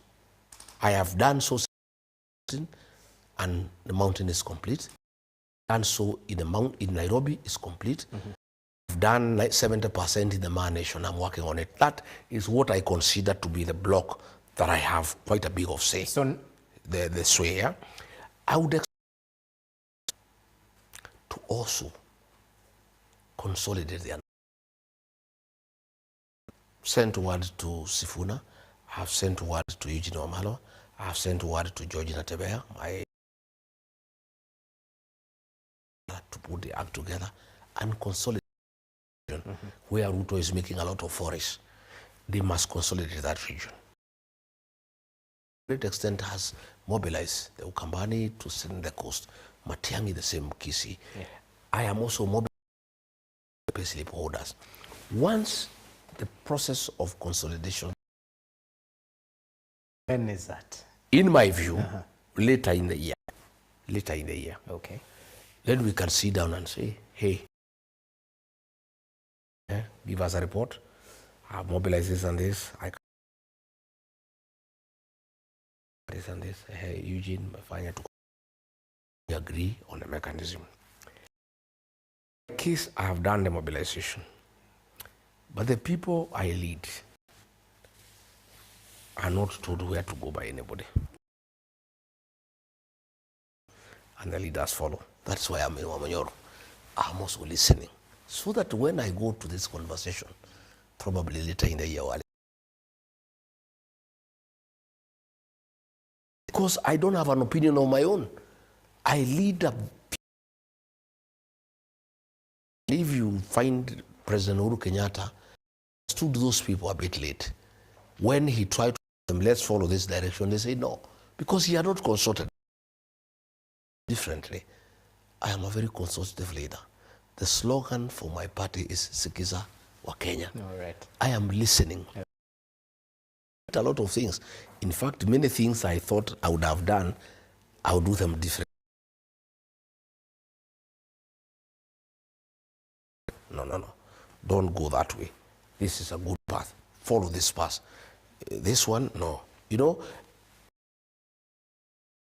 not enter that discussion with anybody until I conclude with my support base and I get clear mandates. I get. If my colleagues are ready for us to engage, I'll engage. But telling you I can engage tomorrow, I'll be cheating you. I don't have the mandate. I have not formed decision that has clear mandate from the people. You know, my brother,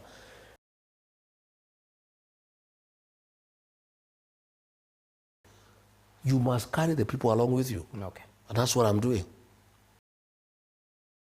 We sample some of the questions that are being forwarded.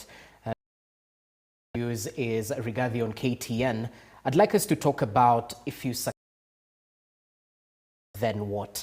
And we'll focus on the key sectors of the economy, perhaps starting roll out the fully funded tertiary. We heard from President William Ruto that scrap the 2023 income-based higher education funding model, which had faced widespread criticism, including from yourself. Did they finally get it right? To the government, is this a step in the right direction? When we successfully remove William Ruto from power next year, in many successions, this is the easiest. This is the easiest. From where I sit, the voters would decide. Voters, we know them, we understand them. The first thing we must do is to restore security in this country. Because even if you fix everything else, an insecure population cannot be protected. The first thing is to restore the security of this country. We'll restore the independence of the National Police Service, to wind out the health the people of Kenyans are being maimed will be retired. We'll inject new energy and new leadership with the National Police Service. Number two, important, we will dismantle all criminal gangs and wind and incapacitate goons in the Republic of Kenya, so that Kenyans are free and feel safe. Their lives are safe. We must take care of the education sector. Education is the greatest equalizer. Our constitution, the right to education to every child. What Kibaki did to this country is one of his greatest legacy. We must restore fully free primary education by giving the right amount on time, but not practically. Money is never released on time, and some is not released at all. Secondary school principals are living in fear because of auctioneers. Pending bills of debts incurred by the institutions they have not been paid. So restore free primary education and free day secondary education, because it's important. Once we do that, we'll work on the university financing model by having consultations and public participation with all the stakeholders, the lecturers, the tutors, the parents, and the students. The things that William Ruto is promising, those are lies. There is no budgetary provision. And you know, I know that it's a bill in Parliament. No, there's nothing. You know, you don't promise things that are not budgeted. Yeah? Even if the bill passes in Parliament, where will the money come from? Unless he'll have to do supplementary budget. Already we are in deficit. You know, we are borrowing money even to do development. We are borrowing money even to pay salaries. We fix education. Again, we have to look at the curriculum. Yeah? What is happening, there's a lot of confusion. Yeah? There's a lot of confusion. The parents, the teachers, the students who don't understand what is happening. We'll have to fix the health sector. We had a working NHIS system. William Ruto came, put it aside, and brought an animal called SHA, whose very intention was an avenue for corruption. That system was brought at a cost of 104 billion shillings, and it's not working. Even in Olkalau, it has been switched off to punish the people of Olkalau because of the way they voted. We don't want that, where people can be punished because of exercising their democratic right. We must, through consulting health providers, both the public sector and the private sector, the medics, the nurses, the clinical officers, the owners of private hospitals, the faith-based hospitals by the Catholic Church, by PCA and all others, we consult everybody so that we come up with a workable health intervention for the people of Kenya. Once we do that, we must restore the dignity of the payslip. This housing thing is unwanted by people of Kenya. There was no public participation. People do not think it's work of government to build houses. But it was in your manifesto. The work of houses, the work of government is to provide services, connect electricity, provide water, build roads, sewage and drainage. It was there in the manifesto, but we thought it will be a voluntary exercise, those who want. But it's compulsory. Even yourself, you are taxed, and I don't know whether you need the house. So we are going to scrap the housing levy, and the houses that have already been constructed, if I am president, I'll allocate them to our police officers across the country so that they can live in dignity. What about the people who've contributed? The ones who have contributed, we'll see. There are many that are in the process. Those ones, because the election is next year, once they are complete, those ones we don't have to give them to anybody. Those ones we'll allocate them to our police officers and other people who are serving government. The extra ones we'll give them to the county governments to list them out and create revenue for the county government. So back to my question. I'd asked about that proposed tertiary universal funding bill. I am saying I have not interrogated that bill myself. I'll ask my members to share with me. Okay. I'm because I like being truthful. I have not had a look at it. Okay. But now that I interrogate it, and when we meet next time, I can give you my opinion. Briefly,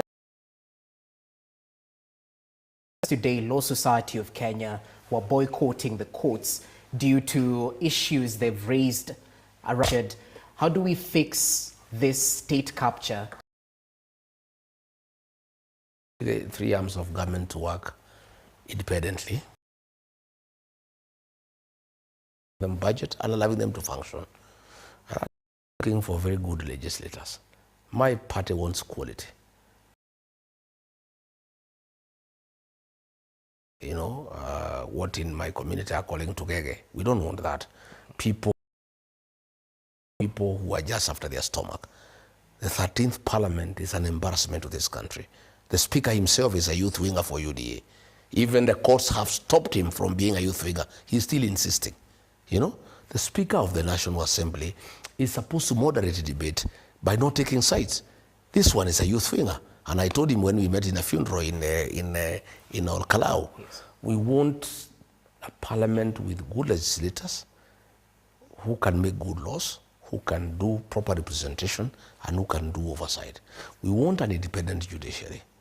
I don't want to prejudice my own case, but Kenyans were shocked that a court of law can say under Article 50, the right to fair hearing, that somebody did not get fair hearing, and then go ahead and say the decision that came out of a process that is not constitutional stands.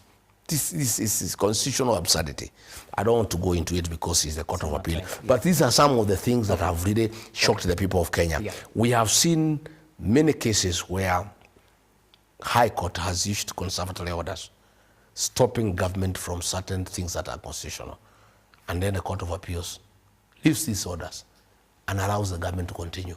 So there are many concerns, and I think the boycott that is going on is a good thing, so that the judges, all the way from Supreme Court, Court of Appeal, High Court, they can know Kenyans are not happy, and they can know that Kenyans are looking at them. But some have questioned the approach of the boycott. It will be infringing on the rights of those who need to seek access to justice. If the courts have impunity, what do you do? Sometimes it's just like this thing I talked about tourists. Ordinarily, that is not the right way to do. But if the government is the one causing insecurity, you have no other intervention, you go to the next available alternative. But I think the lawyers have made their case today. The judges know they are under scrutiny, and they'll weigh themselves before they become unfair, before they are compromised by the state to give rulings in favor of the state or against certain people. I think the awareness that has been created by this boycott is good enough. Fair enough. It's 4 years to the end of Vision 2030. Just recently, President William Ruto highlighted his aim to make Kenya a first world country. And of course, this plan transcends whichever government is in power. There are pillars: agricultural transformation, manufacturing, value addition. But interestingly, the biggest challenge is governance and fiscal sustainability, coupled with youth unemployment. How do you tackle those three issues? To start with, William Ruto is just mocking Kenyans, that he can make Kenya a first world country. How do you make Kenya a first world country when goons are all over the country? When rogue police officers are killing Kenyans, Who would be interested in investing in a country like that one that has become like Haiti? Who would be interested in investing in a country where corruption is the order of the day, where public assets are being sold without public participation, where, you know, pending bills have not been paid for the last 4 years? I mean, really, you know, he's just joking around with the people of Kenya. Okay. It's like this Singapore nonsense he had brought, and then he stopped it when people started laughing at him. I told people to laugh at him in meetings when he mentioned Singapore, because it's a joke. It's a serious joke. Youth unemployment is a serious challenge. And I agree with you that some people have taken advantage of the frustration of the youth to lull them into crime through goonism, and it's unfortunate. We need to be very deliberate on how to deal with the youth implosion, the youth unemployment challenge, by agreeing that we must do import substitution. We must encourage investors to come and open factories here so that they can absorb our young people into employment and also start paying taxes and enhance the tax base. We must encourage agro-processing and value addition. We must create those opportunities. We must look for ways of financial inclusion so that we have affordable credit for our young people to start small businesses. Right. These are things that we must do, and we must be very deliberate about it, because we cannot get a white-collar job for everybody, much as we want to encourage manufacturing and starting of agro-processing plants for value addition and all.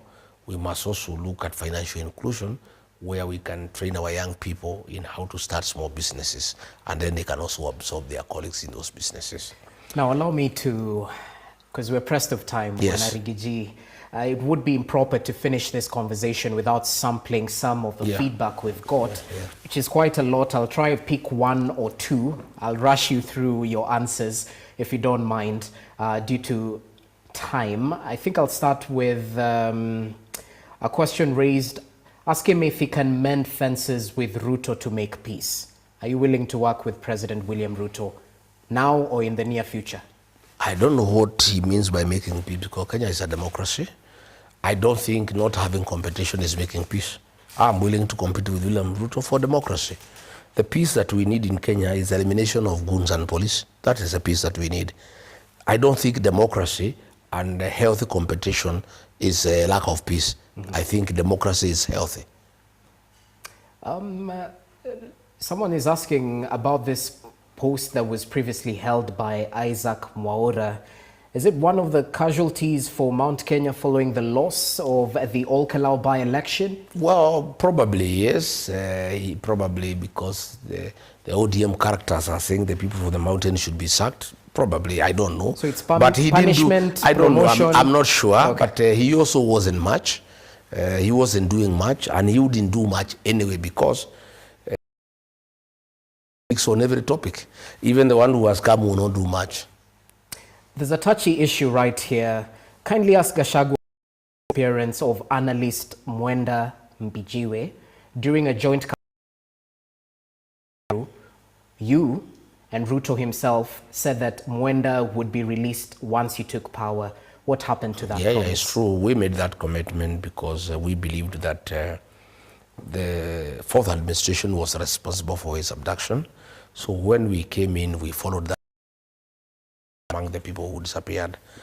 Unfortunately, even before we could trace the disappearance of Mwenda, William Ruto allowed the DCI and NIS to start also abducting people, and people started disappearing. So is Mwenda Mbijiwe?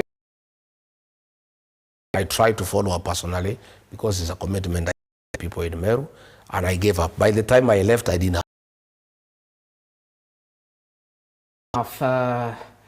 Say hi to Rigiji. Please ask him to speak for teachers and expose the Ruto government.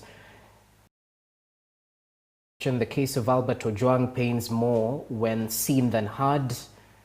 Lastly, we need a bill to strengthen devolution in our wards and counties by introducing, reviewing, and making ward fund. Comments on that? Our teachers are in trouble. Their pay slips have been raided. There is a lot of tribalism in TSC. The new TSC secretary comes from Ruto's community.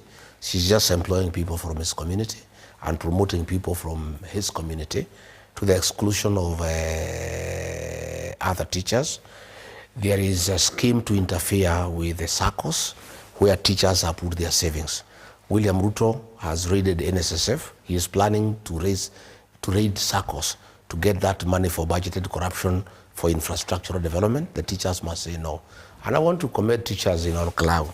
Most of them were recruited as presiding officers and they were being approached to be given some money to compromise the election. And they say they cannot because they cannot take 20,000 as a bribe, yet their pay slips are raided daily. I have every hope that our teachers will join us in creating change for this country because they are serious stakeholders. They are people who play a very great role in the development of our human resource and human capital. And we must continuously speak for them. I spoke for them when SHA was not working because their union leaders had been compromised by William Ruto. I spoke very strongly that they were getting a road deal and something was done. And I'm told things are much better. I always speak for our teachers because I respect teachers because I am a product of good education. And teachers are very important people. Indeed, we can't argue with that. We haven't talked about fight against corruption, which is a sore issue in this country. Till date, we have independent agencies mandated to fight this monster called graft. Yet it's a drop in the ocean in terms of their efforts. So in 30 seconds, are you the man to fight? Corruption can only be fought in this country from the top. Only when we have a president who is not interested in corruption can corruption end. Once the president is in corruption, it follows downwards. William Ruto has made State House a den of corruption. To start with, he bribes people openly. I heard Kindiki saying people should not be bribed and government people should not bribe people. He is the one doing it daily. William Ruto bribes teachers, he bribes churches, he bribes everybody. Corruption is in State House. All deals are done in State House. The SHA thing, 104 billion by William Ruto. E-citizen corruption. In fact, why, if Kenyan failed to remove William Ruto from this office, as head of this country, he'll ruin this country, he'll finish it completely. He's the most corrupt president ever since independence. And I am saying, from where I sit, the only way to fight corruption in this country is to get a president who will not partake corruption so that his measures can permeate downwards. But if the president is in it, the president today, he is head of procurement. He's the one who procures all government jobs. He's the one who decides who brings rice, who brings sugar, himself, who gets this contract, who gets that contract. And it has gone. In fact, what is happening now, his people around him, especially his tribesmen, they are saying it's injury time. They can see Ruto may not come back, so they are stealing left, right, and center, plundering everything. This country,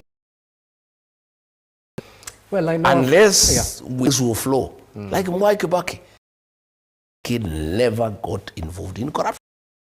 That's how we got very serious economic. We must learn from President. Be like him, you know. But I remember there was a golden bag scandal during his. But I remember there was a golden bag scandal during his time. Till date, we have. Golden bag was during Moi's time. Or before, yeah. There was treatment. All ministers. Even people who are very close to him. All right, Shagwa. We've come to the end of this conversation. Thank you very much. We've canvassed most things. Time. Yeah, sure. And of course, as members of the Fourth Estate, we'll be taking some of your sentences. I want to thank you for bringing out courageously. I want to thank you for bringing out courageously the challenges Kenyans are facing. You've been very consistent in calling out goonism, in calling out corruption. You have been very consistent in calling out. No wonder you are being attacked by Ruto himself. I want to encourage you that you have a duty to this country and don't be so. History will judge you kindly for what you are doing. I want to encourage you and you are calling people of Kenya, because if you don't, this country will get. trust will persevere on, and not just Standard Group, but the entire fraternity as media. Thank you so much for your time.